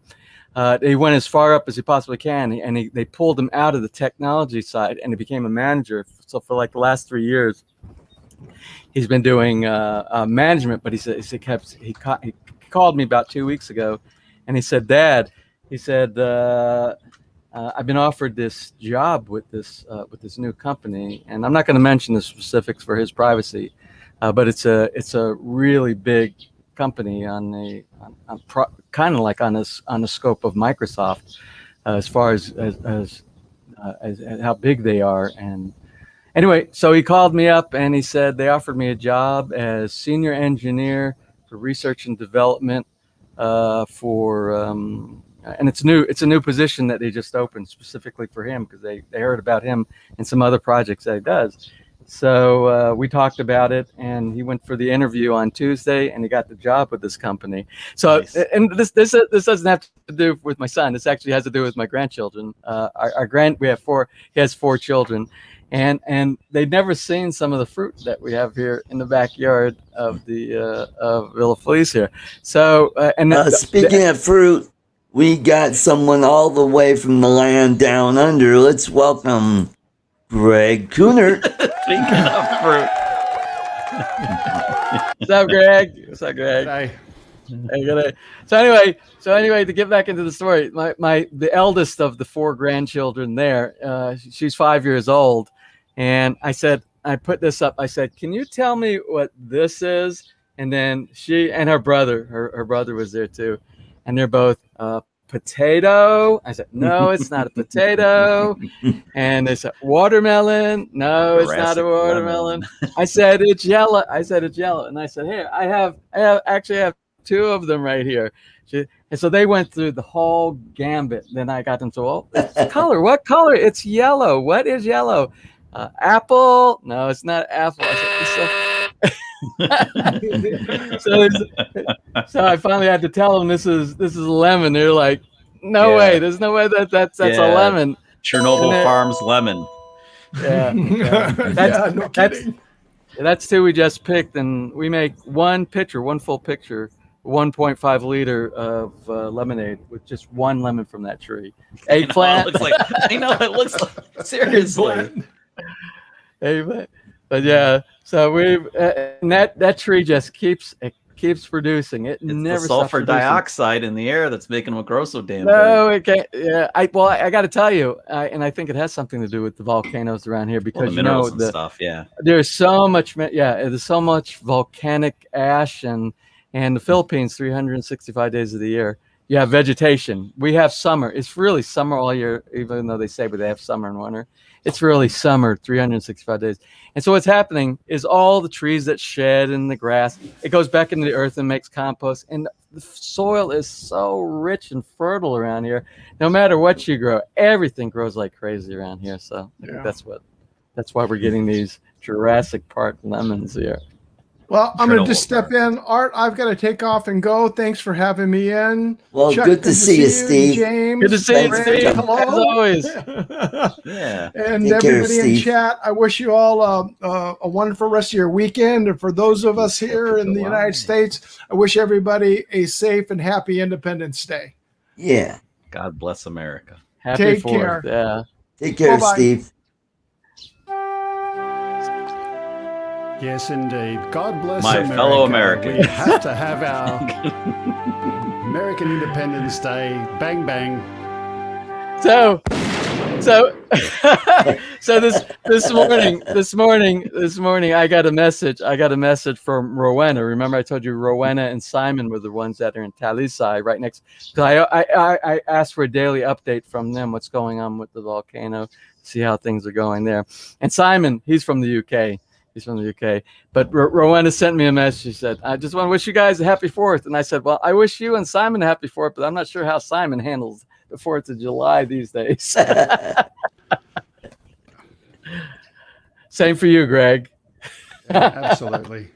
We're fine down here. No problem down under. No problem. Canada just had Canada Day on the 1st. On the 1st, yep. They have Middle of the moving week. day. I can't Moving believe day, is that's a it, thing. as I said, it's moving day. Yeah. July 1st, 2000 is when I excitedly walked into the Chevy dealer and ordered my Corvette. 21 years ago. Oh. Yeah, that was a big day. Yeah. So anyway, I've been watching a little bit of the chat. We've got a family chat group from our family as well. And at the moment, they're alert, not alarmed, is I think the theme of the day. Well, they're up near Cavite, right? Closer to Cavite. Are they near Sabang?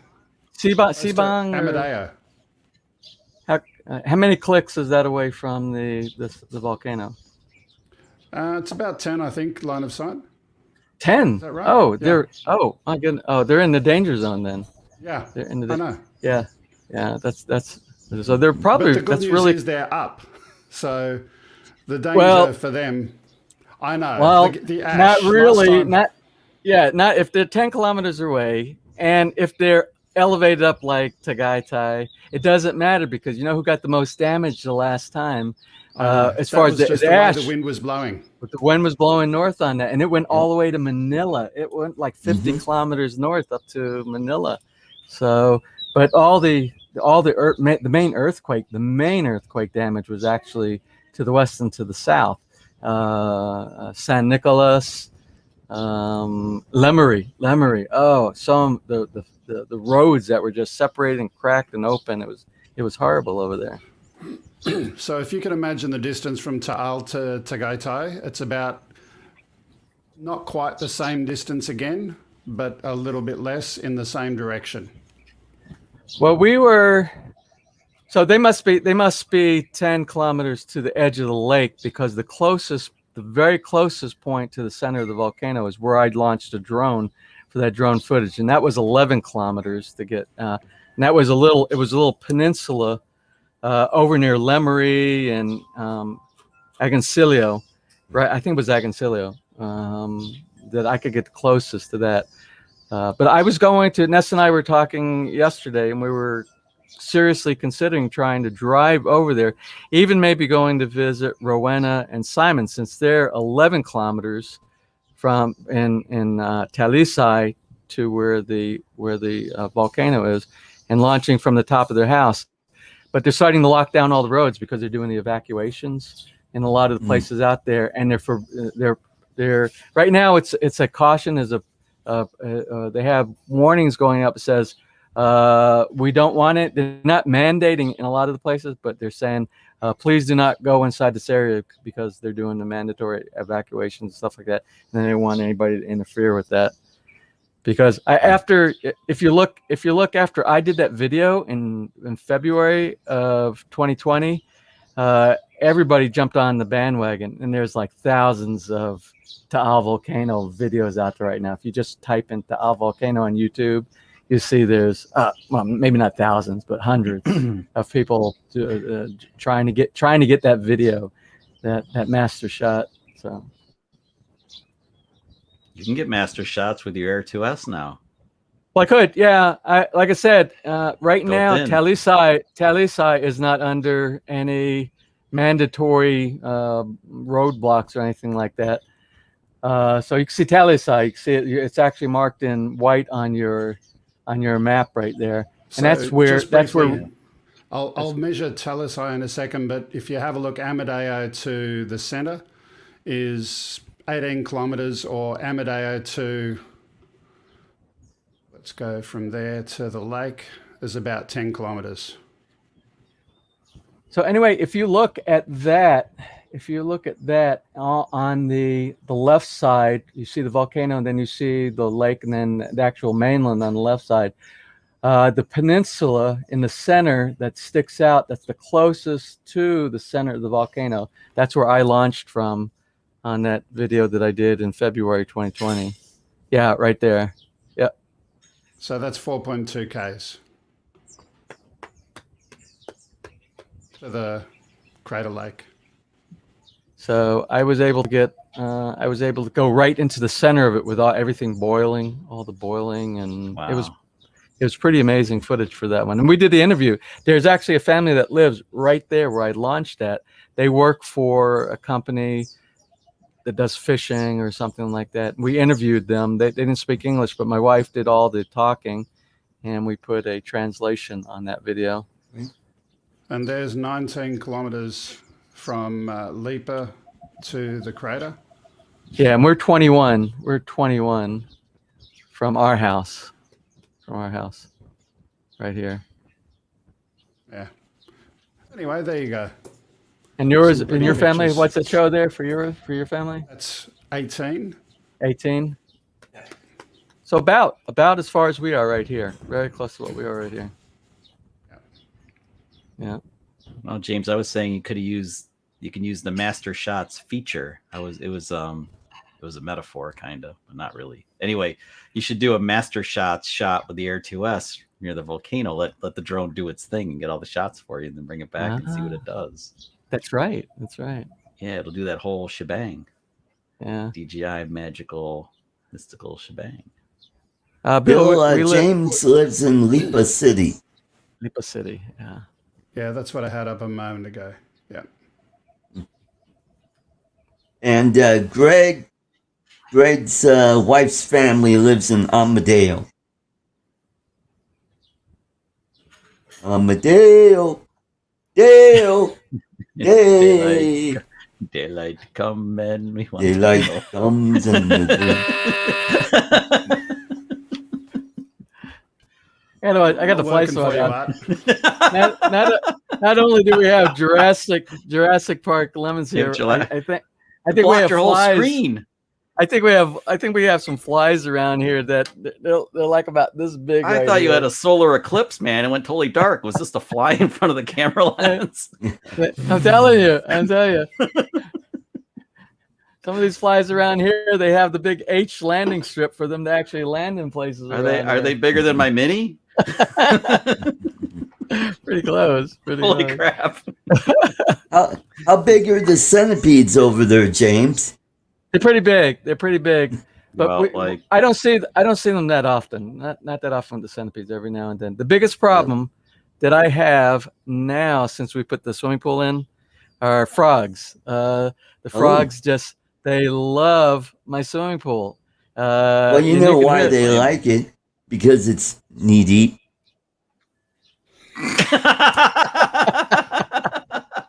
Arthur. Nice, You still nice. got it. You still got it. Only you would understand something knee deep.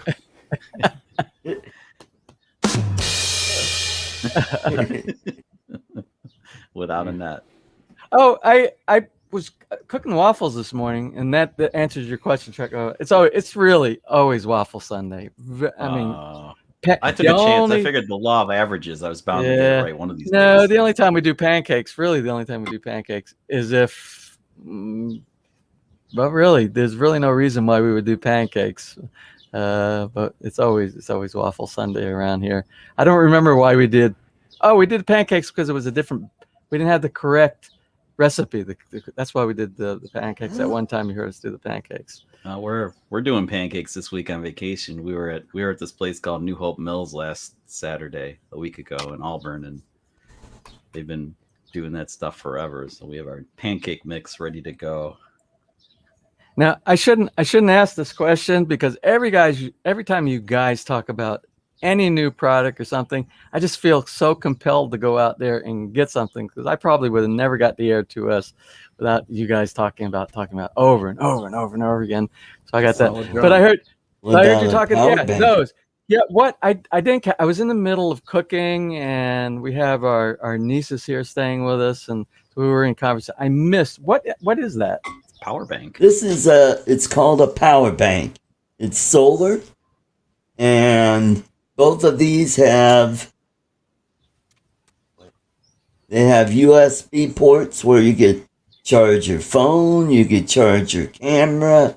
I mean, this one is 30,000 milliamp hours, and the other one, the Big Bertha here, this is 26,800.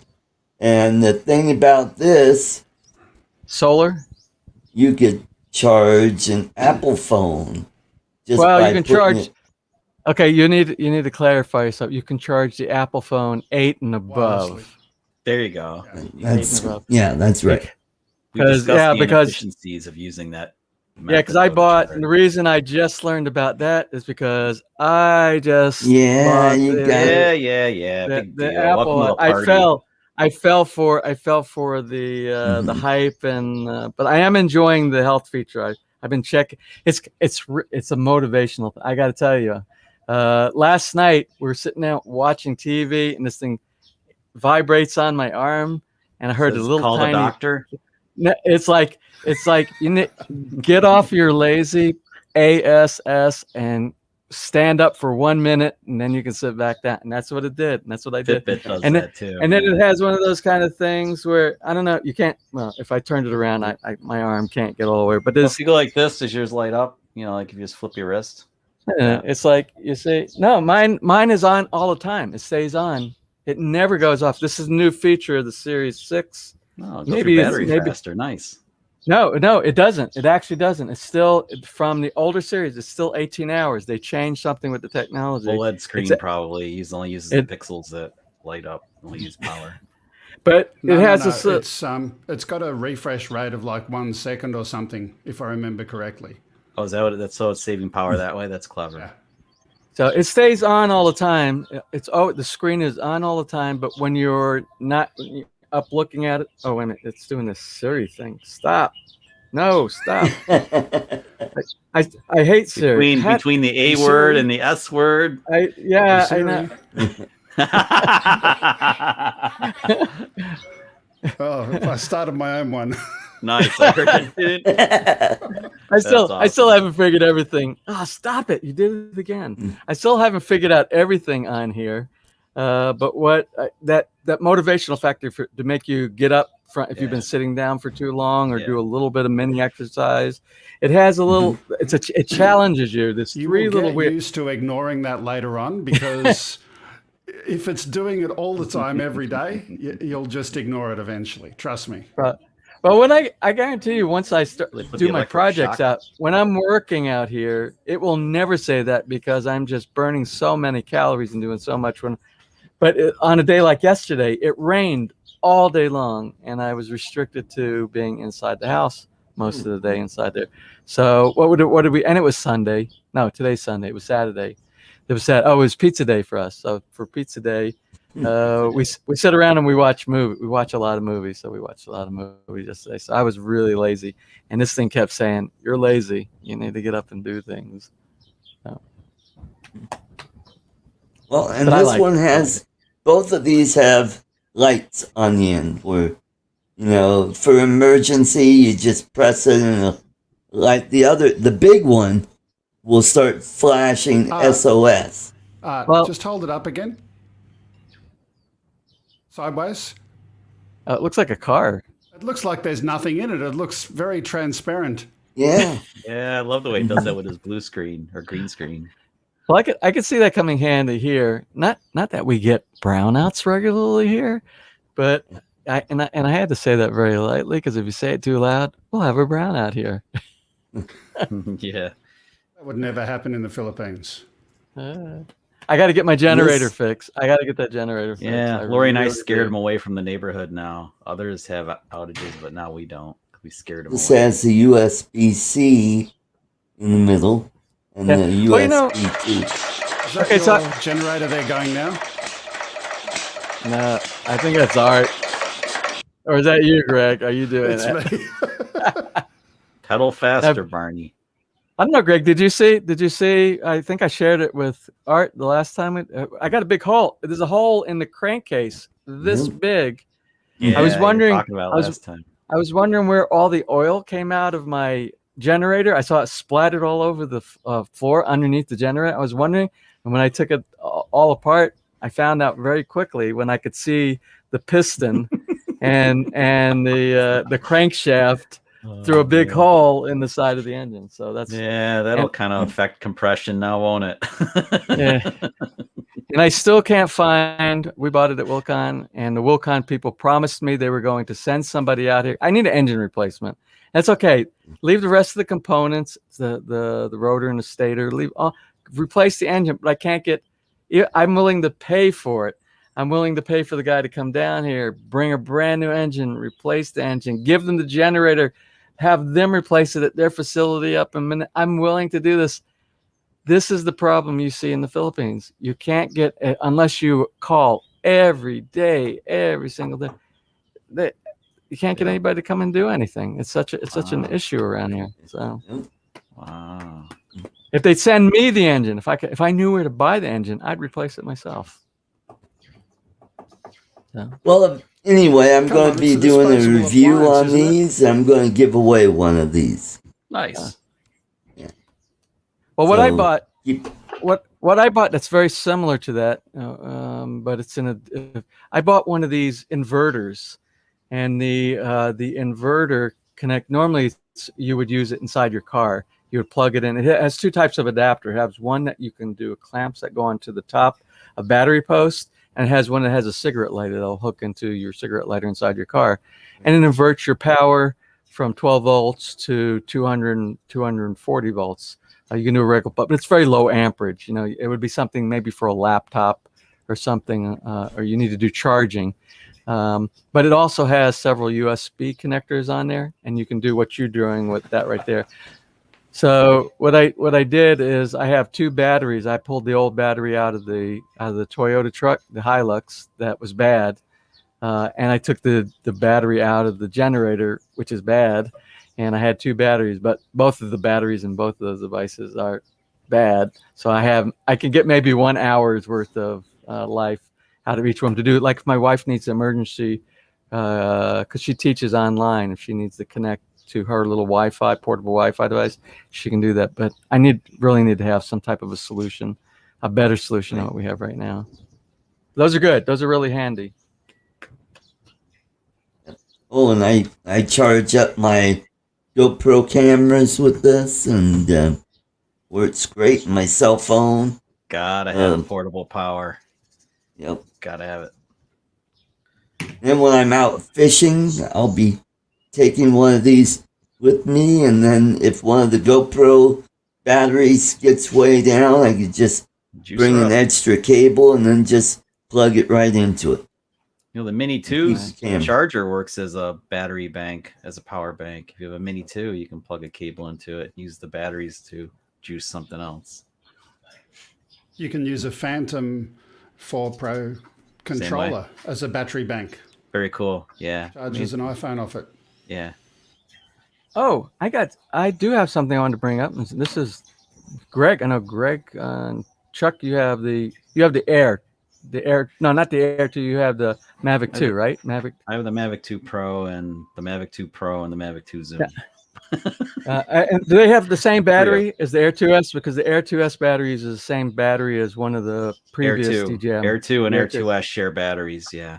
Have you ever? Let me ask any of you that might be aware of heard. Have you ever had anybody say or you experience where if you store the battery in a storage case, like the little carrying pack that DJI has, it's got the little foam thing, and you go in and you take the battery out, that the battery is warm, like it's been discharging slowly? They automatically discharge, so they get warm after. So that's normal. So 3 that's to 5 normal? days, depending on. You used to be able to set it and go for.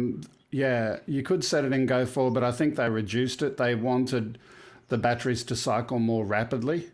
I think it's like 3 days. 3 or 4 days, I think. 3 days comes to mind.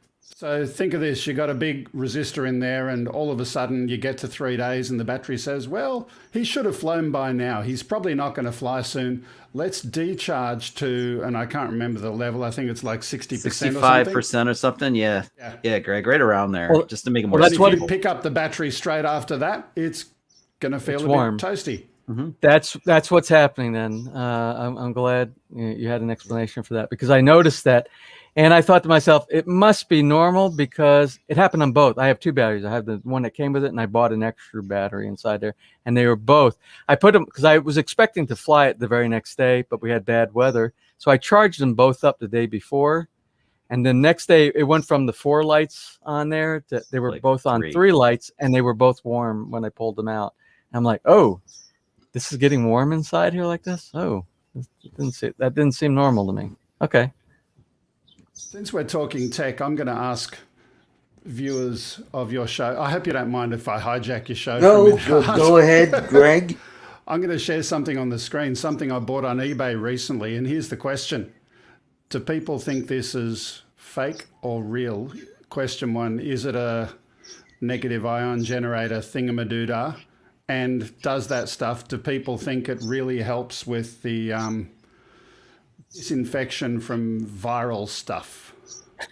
There's no real good third-party testing to indicate that ionizers do what the manufacturers say they do. At least in the HVAC business, there's Atmosair and GPS, I think, are the 2 biggies. And the ASHRAE here, the American Society of Mechanical Engineers, and ASHRAE, the heating whatever, they did studies on this crap, and we don't know. Yeah, nobody knows. Oh, there is so much garbage that's out there on the market these days. There are theories that they work. People claim that everything's better, and I understand the theory. Smoke and mirrors. And I would love it if someone would actually do something. Forget about the viral stuff for a minute. Just start with particles being injected into a room, kind of like a smoke machine, something like that. I mean, in the Philippines, you got plenty of smokers over there.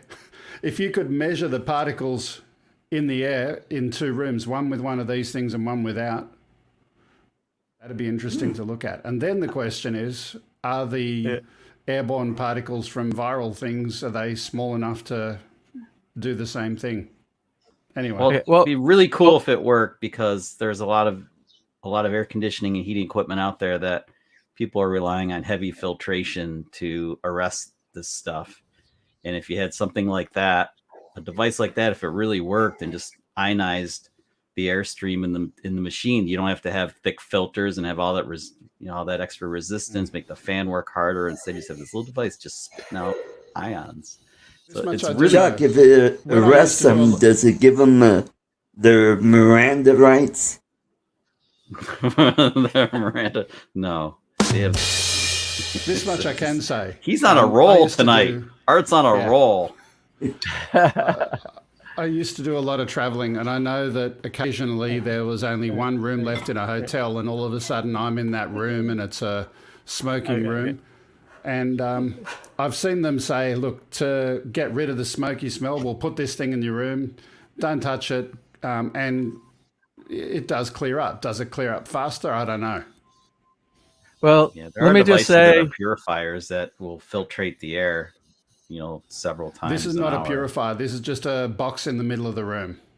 That's what I'm thinking of, a purifier, which is just a lot of like a HEPA filter and No a HEPA filter. pre-filter. No. There was no airflow through it.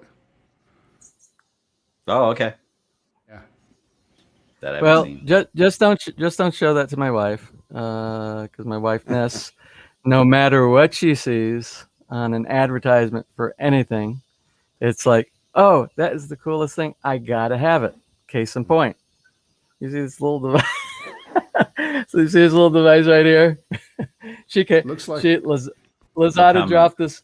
Lazada dropped this off at the house the other day. Well, I'm going to show you the effect aside. This is just the on-off button right here.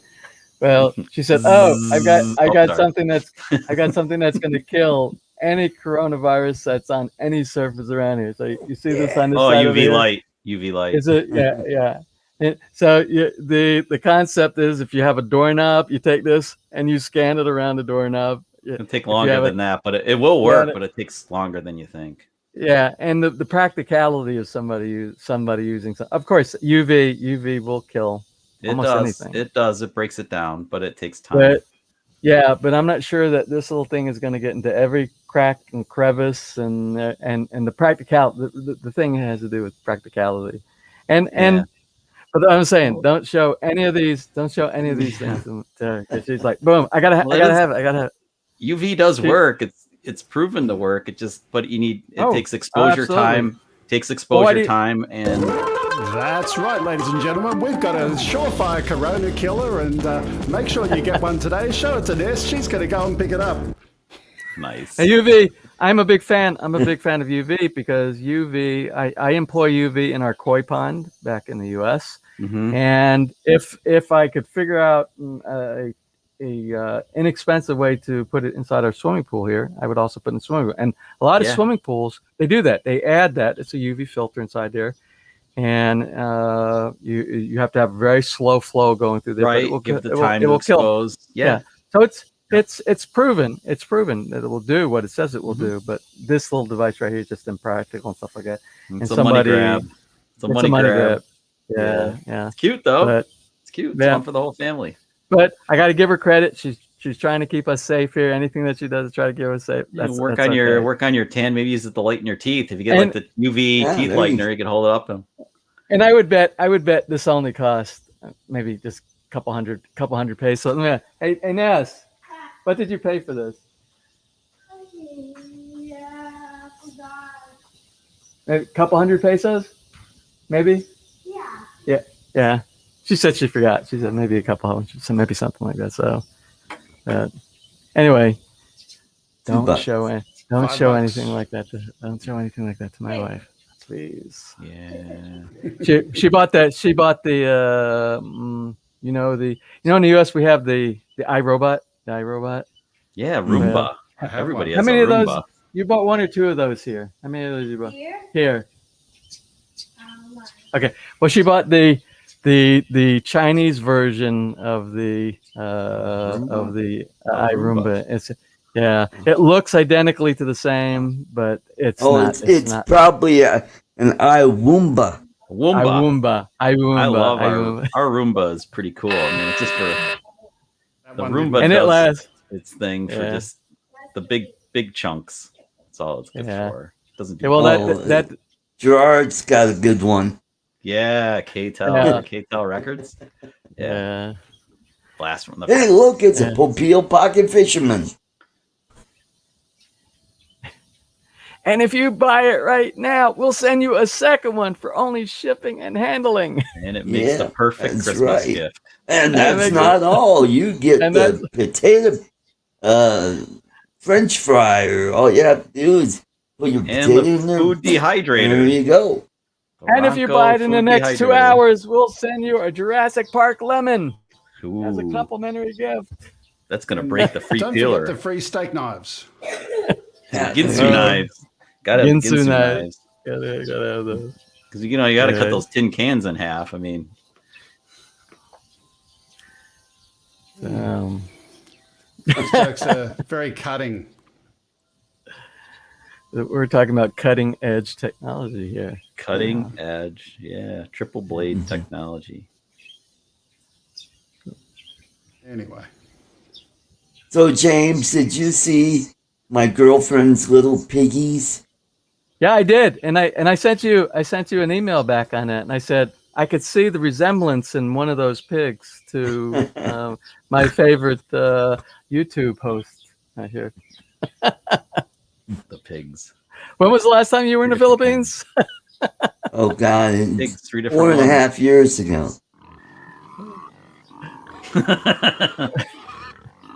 I hear bacon. Oh, you're talking about the audio accessories like you got right there, Greg. I've been doing the research on because Rode, they like a Rode has podcast, one. Yeah, it just came Rode out, right? podcaster, Rode something. And Yeah, I just saw a YouTube video on that today, James. There's like version 3.1 or something or 1.3. Yeah, I've been looking to they do comparisons. I guess the top two are Rode, and what's the other company that's just has very similarities, but maybe Roland. Is it Roland or 410? Oh, 410. So this is about almost $10. Almost $10. Yeah, About $9. fun science project. Yeah. So yeah, I've been looking seriously into the audio accessory component because we want to start doing on our channel. We want to start doing a live stream similar to what you're doing here, but we want to do open forum mainly for people who want to do building. Because I'm getting bogged down every morning. My inbox is full of people with really lengthy questions. I mean, and that's good. I'm glad that it shows me that they have an interest. But it's really time consuming. So what I'd like to do, I would like to just have a brief thing that says, wait until our Saturday live stream event, and we're going to have open forum and start talking about that live like you're doing right here. But I would like to have some of the more professional stuff like you and Greg have on your channels. Do something like that. I'll just share with you. You're a Mac user, if I remember, James. I am a Mac user, yeah. I'm just sharing something out of interest that I've been playing with recently. If Art can put it up, this is my audio routing. It's a really cool piece of software called Audio Hijack.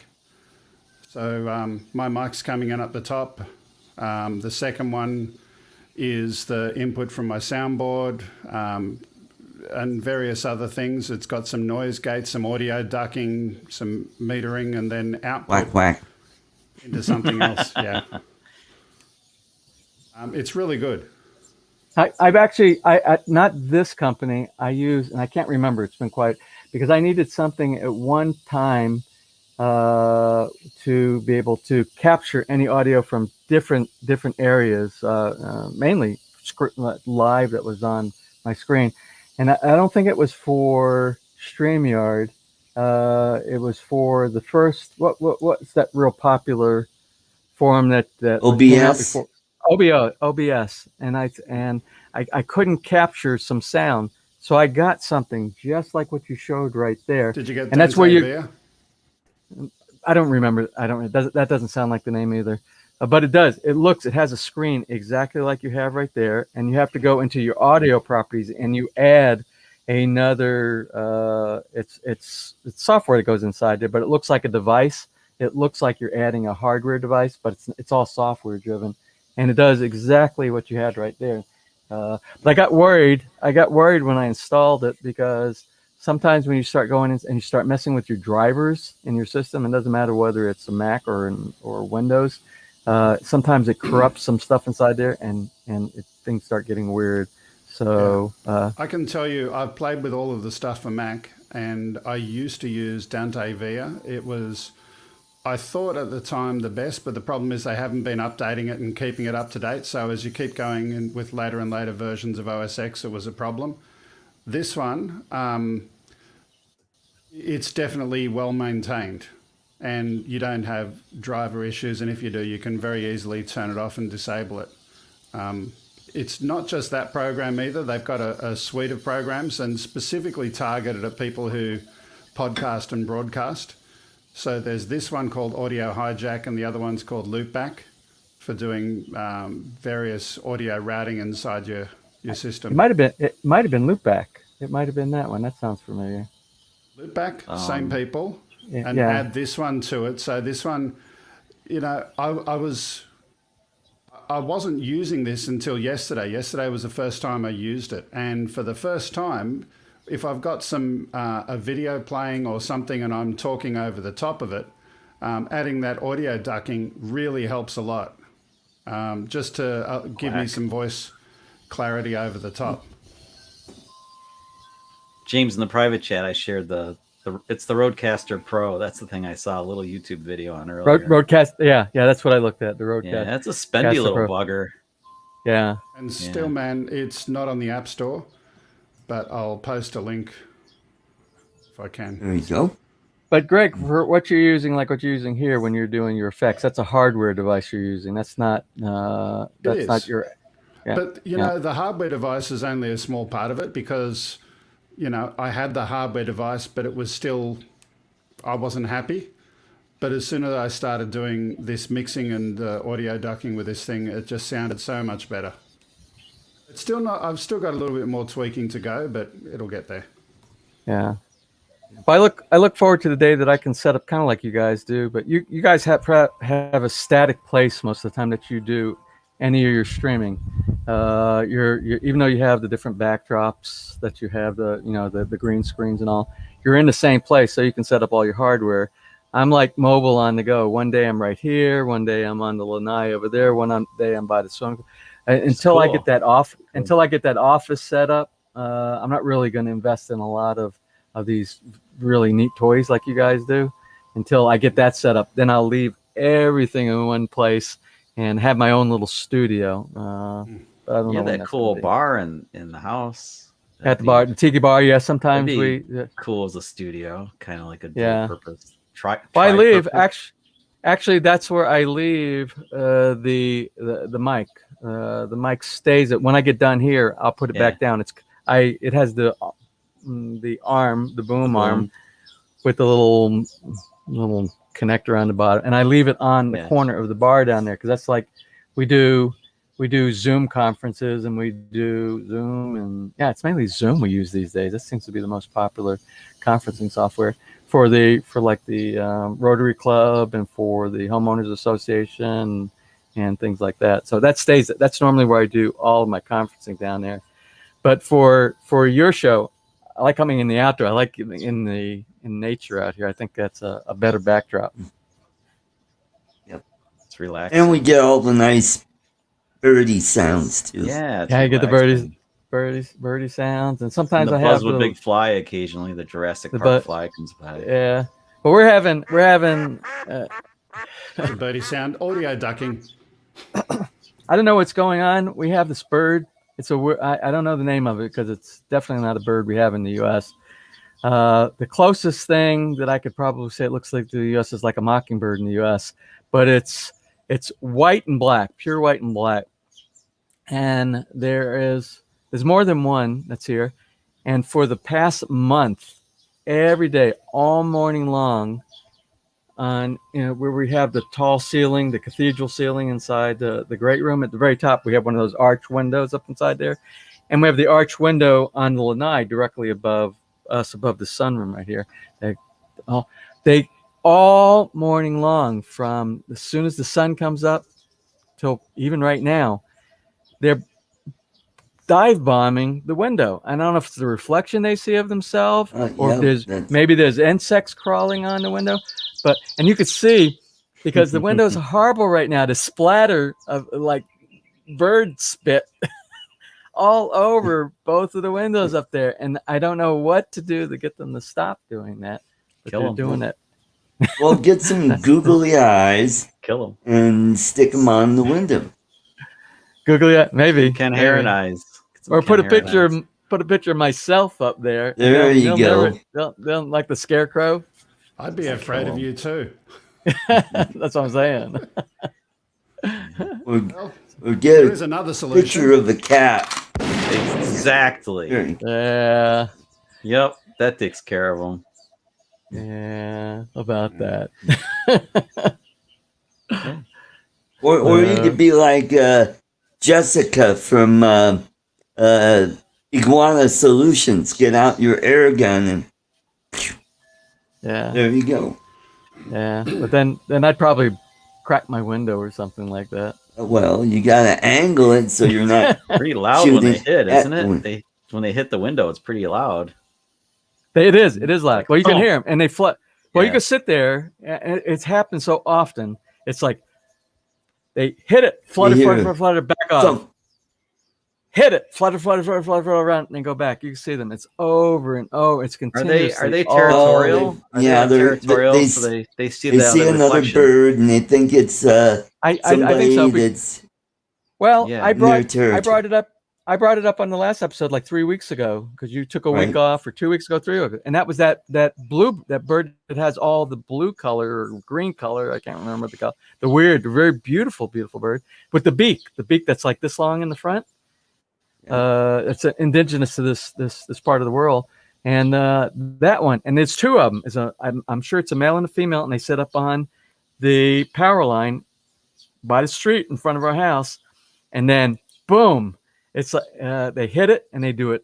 It's not nearly the amount of time. It's like every couple minutes or 3 minutes or 4 minutes that they do it, and they only do it for a specified amount of time. Then they give up, and then they're gone. So. But they don't do that. They don't do it now. These mockingbird-looking kind of birds they took over. They took over the beautiful-looking birds thing over there. But I think it is. They think it's a predator, one of their competition. And I think it's a male-female kind of a thing. Maybe it's mating season for them or something like that. And they're trying to knock out the competition. Yep. They are Probably. rubbing them out. See, they want to kill the other birds. Mm-hmm. Now, Greg, I watched your last show that you did. Well, maybe the show before last because I didn't. Could you do it on? You did I one did it yesterday. Yeah. Yesterday. So the one before, and I forgot there was a topic that you did on that one, and I'm like, oh, I wanted to catch you about that the next time I saw you, but I can't remember what the topic was. I should have wrote it down. What did you share on the one before last? Do you remember the topics that you had on there? You had something that was pretty interesting. Oh, you always have something notes interesting. up if I can. Yeah. Tastes like chicken.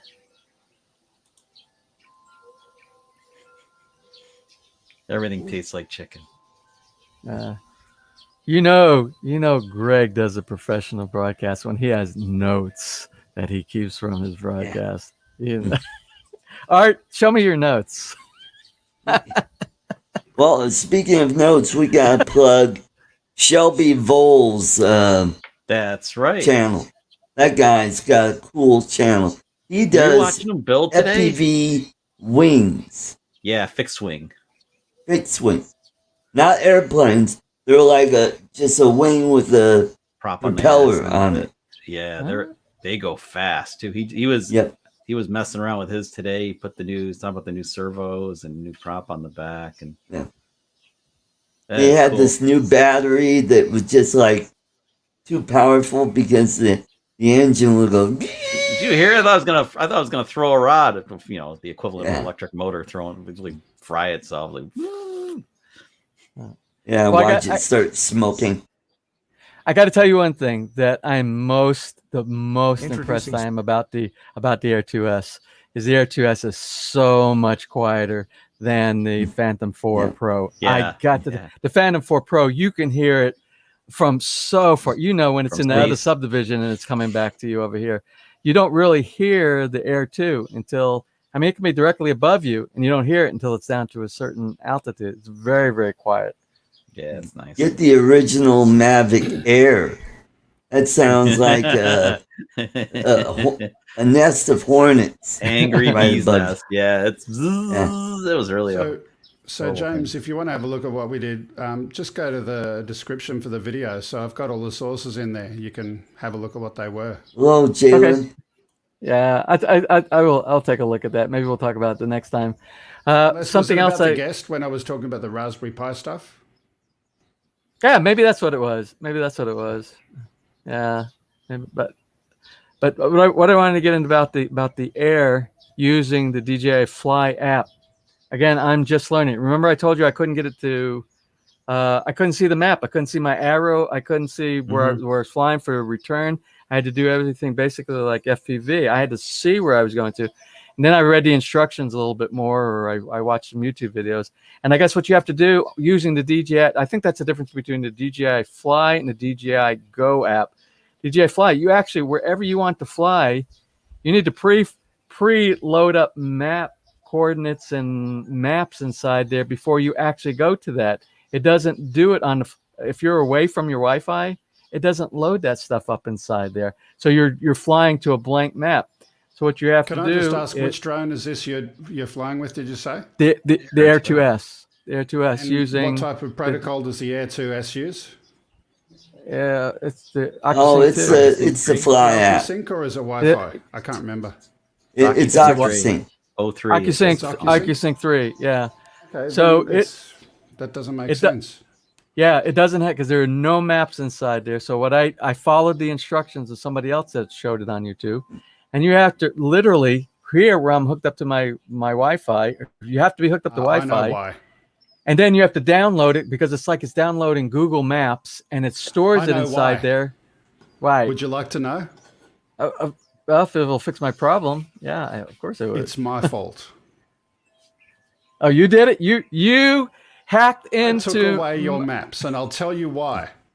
So when we were exposing some of the things that DJI was sending back to the mothership, and then all of a sudden the US government and other governments decided, well, we're not going to buy your products anymore. One of the ways that data is escaping when you're flying is by using map data. So as part of their Fly app, they've kind of said, well, we're going to make sure that while people are flying, unless there's going to be no live data going back while you're flying, or they're minimizing it to that which is absolutely required. If you download the maps beforehand, then no problem. I think that's why. And that's what I had to do. I had to, because I flew just over here over Lipa, and Lipa proper, where the cathedral and all. It's just about 4 kilometers away from here. And nothing. I had nothing. I had a blank map. Nothing. It was just white. Nothing. So what I did was, and you don't even have to fly the drone. The drone doesn't even. You don't even have to have the drone on, if I remember correctly. You use the DJI Fly app, and you put it in the, and you're hooked up to your Wi-Fi. You put it in the area that you plan on flying, and then what you have to do, you have to use the minus button or the plus button to zoom in on specific areas that you want detail, like a street or a business, and it will capture all that information. Then when you connect to your drone and you fly, you can see exactly where you are, depending on whether you want the satellite map or you want the street map inside there. And I did not do that when I flew up the day before yesterday to the volcano. So I had nothing. Saying that Fly on his phone uses the phone's internet to go and get that. But the question is, does it do it while you're in the air? I don't know, because I don't use DJI Fly. I'm still using DJI Go 4 for my. Well, it doesn't do it while it's in there, because it didn't do it the day before yesterday when I flew when I was in the air. Maybe mobile data turned off for it or something stupid. Mobile data? I don't have mobile. Mm-hmm. Have you got a SIM card, right? And you've got access to the internet from your phone? You don't. No. Well, then there's your problem. Yeah. Do you have Wi-Fi? I have Wi-Fi here. Yeah. And I flew from here from the Wi-Fi. PLDT. Let's do this. Go and get your bird now. Turn off the Wi-Fi. Turn it on and just put your drone up 5 meters and see what happens. Oh, that means I got to go inside the house and I got to put everything together with battery. And I know. And what time is 7? Oh, 9:21, man. I will do it now.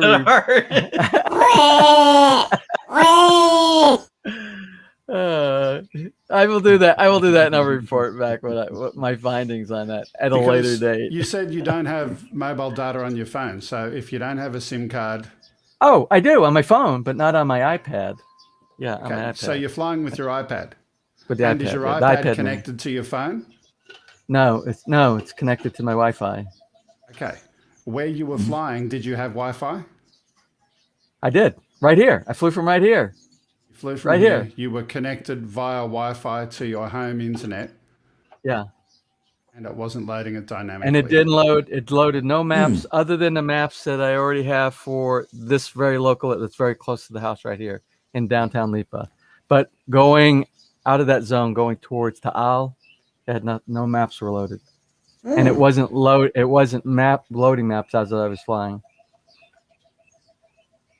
Bentos, let us know. Yeah, keep us up to date. Sad day. Anyway, there we go.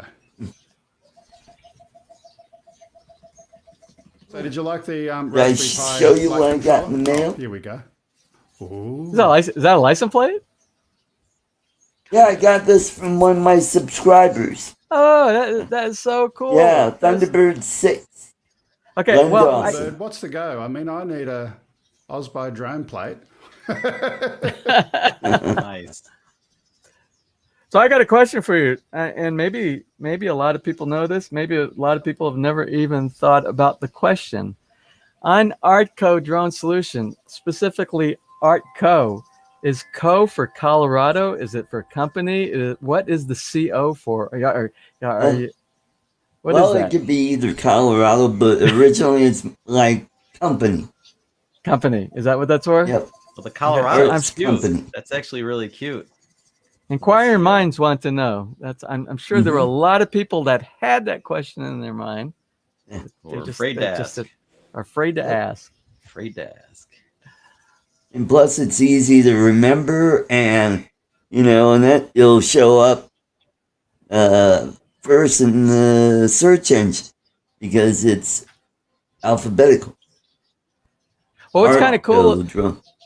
What's kind of cool about YouTube is it remembers your preferences and everything you kind of click on, so it preloads stuff up. So every time I open up my profile, Ness has a profile. I See have a Cove profile. Action first thing every time, right? Yeah, it will be. You guys will be. all you guys will be like in the, I guess, recommended or something like that because I frequent your channel, so it's very easy. I don't have to worry about the link, and it's right there. So Yeah, both on my the dream does the same Algorithm thing, is yeah. watching you always. Yeah, that's right. Yeah, It that's right. It knows every click that you make.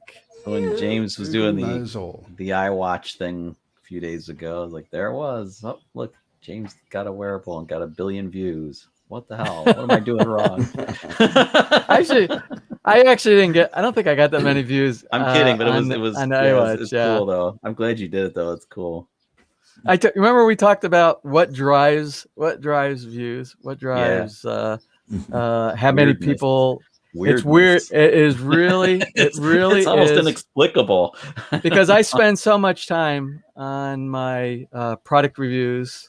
I spend on my DIY tasks where I'm working a lot of detail, and I spend a lot of hours and time on those, and I get a moderate amount of views. But if I do something like I have why are my fruits so large or vegetables so if I that keyword, I'll get 30,000 views on something like that. And it shows me a lot of people are really tuning in because they like the gardening portion of the video. So I have to make sure that I always keep content in for people to keep coming back for that. But Can you just get those 2 lemons again? Oh, are you going to make? Wait a minute. He's gonna do his dirty mind. Don't let him do Look, it. you can get some views from that. I'm just imagining the lovely pair of lemons. The line now. Check out my pair of lemons. Yeah, see. All right, There you go. Are you going to use There's this the for thumbnail. something? There's the thumbnail. That's the thumbnail. Well, that's like my video that I made last week at BV in a mansion. And that out of all my drone videos, that's getting a lot of views. Yeah. And I have to be careful sometimes, because sometimes I have a check mind, and sometimes I want to do and I always ask Ness, I said, is this appropriate? And I will do something like, look at these big fruit, right? Something like that. And that's when I think about Chuck sometimes, about how I should approach this. And then she says, no, you can't do that. You can't put that on. Lori won't let me do that either. She's like your censor. She's like, yeah, Lori's my censor. Yeah. Same thing. She's like, you can't do that. No, because I tell her what I'm thinking. She's like, yeah, you can't do that. Yeah. I would never do that on my channel, but I can do it on your channel, Art. That's why. There's your thumbnail. That's James dared me not to say a certain word, and I haven't said it all show so far. Oh, that's right. That's right. Yeah. That's right. I'm surprised you didn't say it when I had this device up here. I was thinking it. I knew you were thinking of it. I did make that sound effect. Went zzz. Discipline. I thought it was a pregnancy test kit. That's what I thought too. Yeah. So, which is the part that you pee in? And if it's a positive, does it get? Let's say, is it blue flash? You get the little blue flash inside there. It's okay. I just sterilized you guys, by the way, so you guys will not catch coronavirus. It does something weird to the It does something weird to the camera. Oh, it's actually going off. I don't know how to turn this. Ness, how do you turn this off? Does it go off automatically? Yeah. Don't look at the UV light. That's bad for your eyes. I was about to say, this is like Men in Black YouTube version. Oh, yeah, there you go. Yeah, that was awesome. Oh, who am I? What were we talking about? What's a drone? Who the hell are you guys? So Art, what's your numbers these days? What's your numbers these days on your live streaming? Because I remember it used to be like 10, then it was like every week it was like 17. What's your max numbers now that you're getting? Today I think we got up to 22, 23. Yeah. And I noticed in the winter time, or when it's cooler, my numbers are up, and I think because this is so cool. You see this? Right here? Yes. And I don't know if you get. It's kind of hard to see, and I'm not that flexible that I can turn my arms around weird direction. But that's actually my CCTV camera in the U.S. that alerted that there's motion in my driveway at our home in the U.S. Better get that motion in your driveway. On my Apple Watch, it shows me right there the alert. Dude, Android's done that for years before Apple copied them. Really? It'll pull in. It'll capture your CCTV. Does all kinds of stupid alerts stuff. and stuff. You get little shots on the watch when like somebody sends something on Facebook, and wait a minute, really who is that? Who is that guy going into my window? Who is that? That's probably a problem. It is. The wearables are really neat though, because they're connected to the watch. Now, is yours independent of your watch? Does it have its own SIM card essentially? Because there are devices like that. There are wearables like that. It's got a soft SIM. No, Apple Watches have a soft SIM. The app, what this does is I get the phone call. The phone call is coming on here. I'll be outside, and as long as it can reach, and I think it's Bluetooth.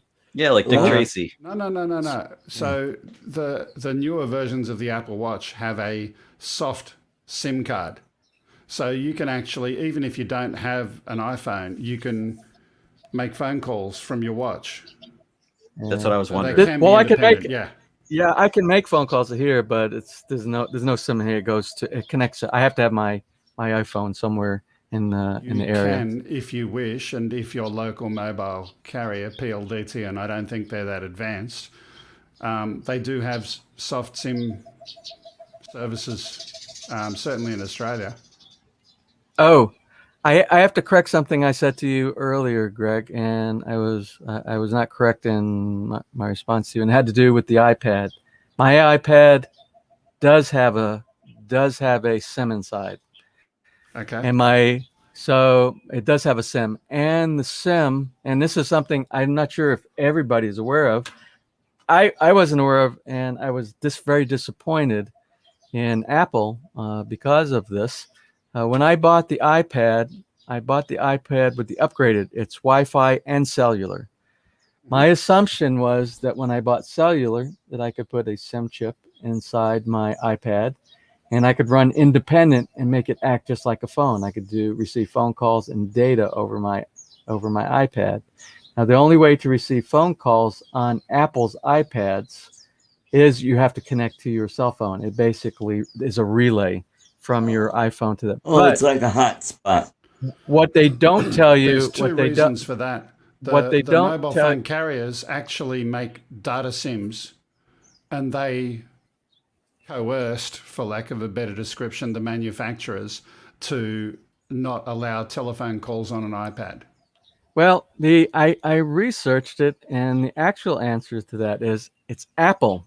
Apple doesn't want to make any competition of its own products between its own products. It does that not is want. Part of the reason, but also but they the mobile could manufacturers as well. They could turn. They it have on. the ability. Apple has the ability to turn on that feature, but they won't turn on that feature.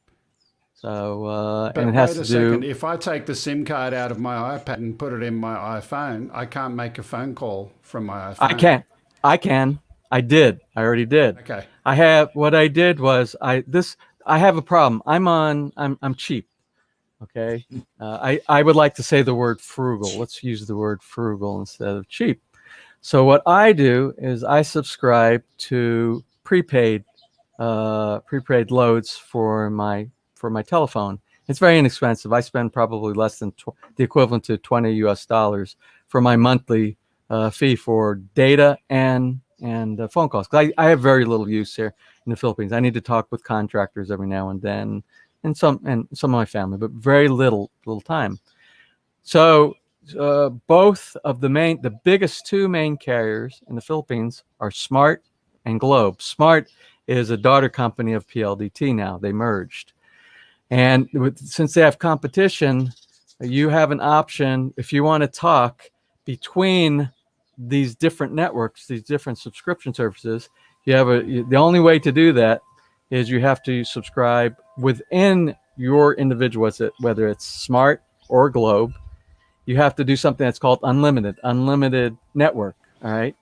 So that you can talk, because if you do what they have Trinet and they have unlimited. Trinet is whatever it is, Globe or Smart, and they have something called TNT. That's another telephone network here, and then some other weird network that they're not very many people have those, but they're real cheap. That's why they're so popular over here. So when I use Smart and I only do Trinet on my Smart, I can't talk to somebody on Globe. If I do talk to somebody on Globe, whatever little bit amount of money that's left when I do a load, say a load is 250 pesos for the mega plan. I have a mega all-in-one plan. And it gives you so many minutes of talk time. It's like 180 minutes talk time. And then Trinet, all right? So I can call somebody on Globe, but if I loaded 300 and it costs 250 and it's 50 pesos still inside my load, it will deduct from that load that I have on there. So I can call somebody on Globe. But as soon as that's exhausted, it'll say, you don't have enough funds on your account to make that phone call. So you can subscribe to an unlimited subscription, and you can pay for that, and it'll do all networks. It's called AllNet, not unlimited, AllNet. But I normally don't do that so much. So what I did, Greg, I bought a SIM from Globe to use, and that's one of the reasons why I put the SIM. That's the reason why I went with the cellular plan on my iPad, so I can make it work like a second phone. So now I have Smart, now I have Globe. I can call my Globe friends on Globe. I can call my Smart people, and I have it. But when I put it in there, it's like, the iPad doesn't have a keypad like a phone does. And the reason they don't have a keypad because they don't want you to use it like a phone. You can hit contacts and try to call somebody in your contacts, and it goes over your FaceTime or something like that. It'll make the call by your phone, yeah. So by your phone. The history of that, yes, it is like that now. Got it, granted. But in times gone by, the big mobile phone carriers actually spoke to Apple and said, hey, we want to go and sell these differentiated products. So you can get a data-only SIM for, instead of $30 a month, for $5 a month, data only, no calls. to encourage people to have 2 SIM cards. And they said, Apple, will you help us out? We'll make this differentiated product, but we want you to take away the keypad to help us with that. That's the reason. Well, I just want to clarify one more thing, because you said that you can't take the SIM card out of your iPad and put it in your phone and make it work. But you do. You can. You can. We can here. I took my when I take the only way let me tell you, the only way for me to load data on my SIM card in my iPad, I can't do it from the iPad. I have to take it out and put it in my iPhone, let it register on Globe, and then I can load it anywhere. I can load it online, put in my Globe account that is registered to that SIM card. But I can't select any of the options for loading a plan, like a data plan or a phone plan. So what I did was I loaded it just to test it out, and I put the SIM card inside my iPhone. I pulled my smart card out. I put my Globe one that's in for my iPad, and I loaded up for data and voice. And I made phone calls on it. I called around here. It worked. Everything worked fine. I was able to load up the data, and then I took it out and put it inside my iPad. But that is the only way. That is the only way to actually be able to select plans. You must take it out of your iPad, because you can't call, because there's a number. The number over here for Globe is *143 #. And that's where you get all your promotions and everything. That's how you load. Well, you can't do that on the iPad. Because you bought a phone SIM, not a data SIM.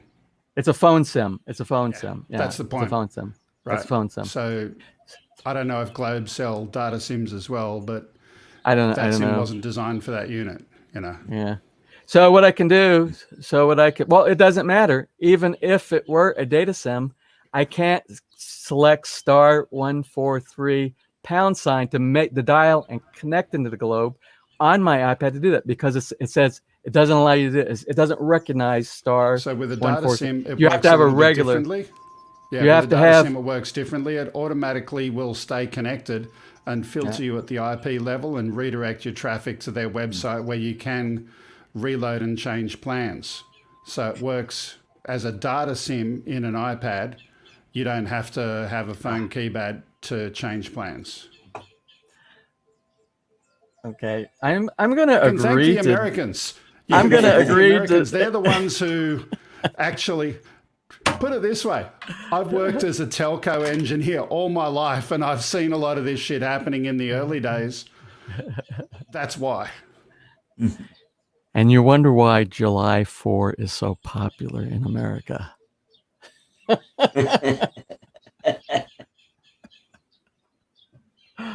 Sorry, Greg. Mm-hmm. I know you can take it though. I can take it. But it's all the Americans' fault anyway.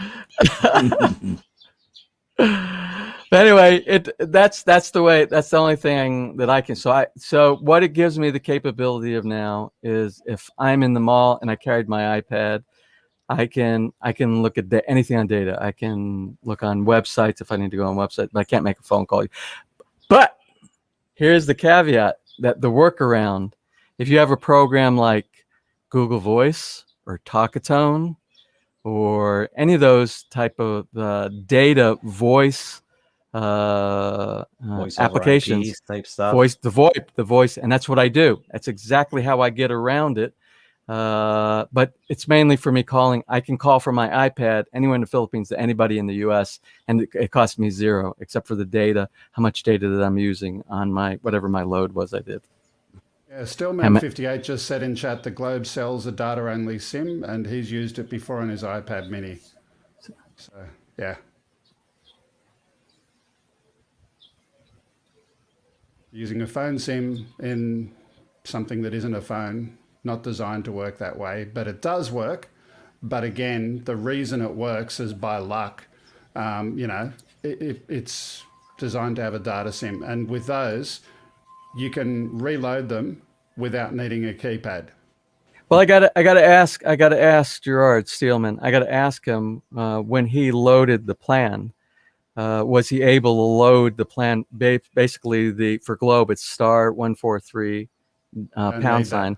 Was he able to do that from the iPad, or did he have to load it from like what I have to do? I have to stick it inside a another device to be able to do that. The way the data only SIMs work, they don't actually deactivate the service. They just limit the IP addresses you can go to. So you can still go to a website. You try and go to Google, and instead it'll redirect you to the load credit page, and you can do your load from there. And you can change your plans and do all of that without actually deducting from your remaining data.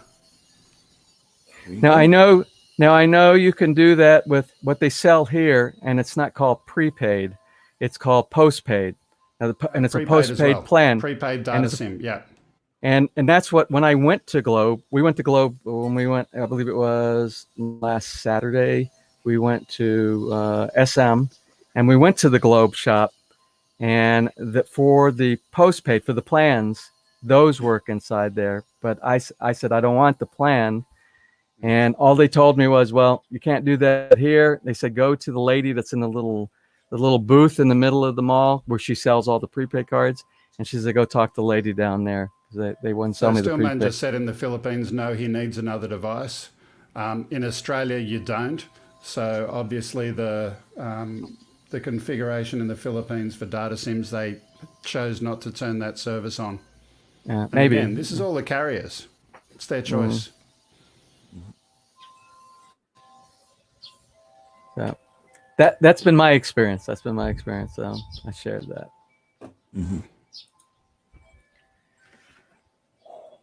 Alrighty, so then now that we beat that into the ground, Yeah, it's pretty beaten. I think we're pretty close to 3 hours, so let's call it a night. Steve. Where's the bell? You're supposed to ring the bell. I know somebody's got the big. That's the Ken Heron thing. No, you're supposed to do clunk this way. You go like this. Hang on, this way, yeah.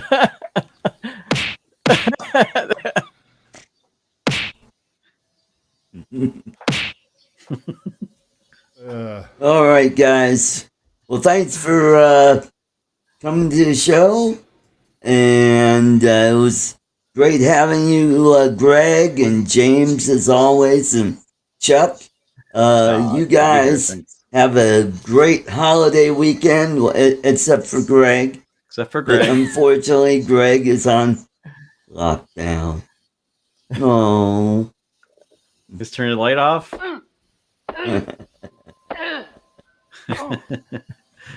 Like, So, tune in next week. We'll have some more good stuff. Hopefully, we'll have some more drone stuff. I'm gonna try out my my strobe that I bought for my drone so I could fly at night. So all right. I'll be able to get some fireworks video this weekend. So, guys in the chat, Gerard, thanks for coming. Johnny D and Ten Toes and Jalen and all the rest of you guys, thanks for coming. All right, let's shut nice this super puppy chats, down. everybody. Yeah. Good night, everybody. Peace out. We're still here.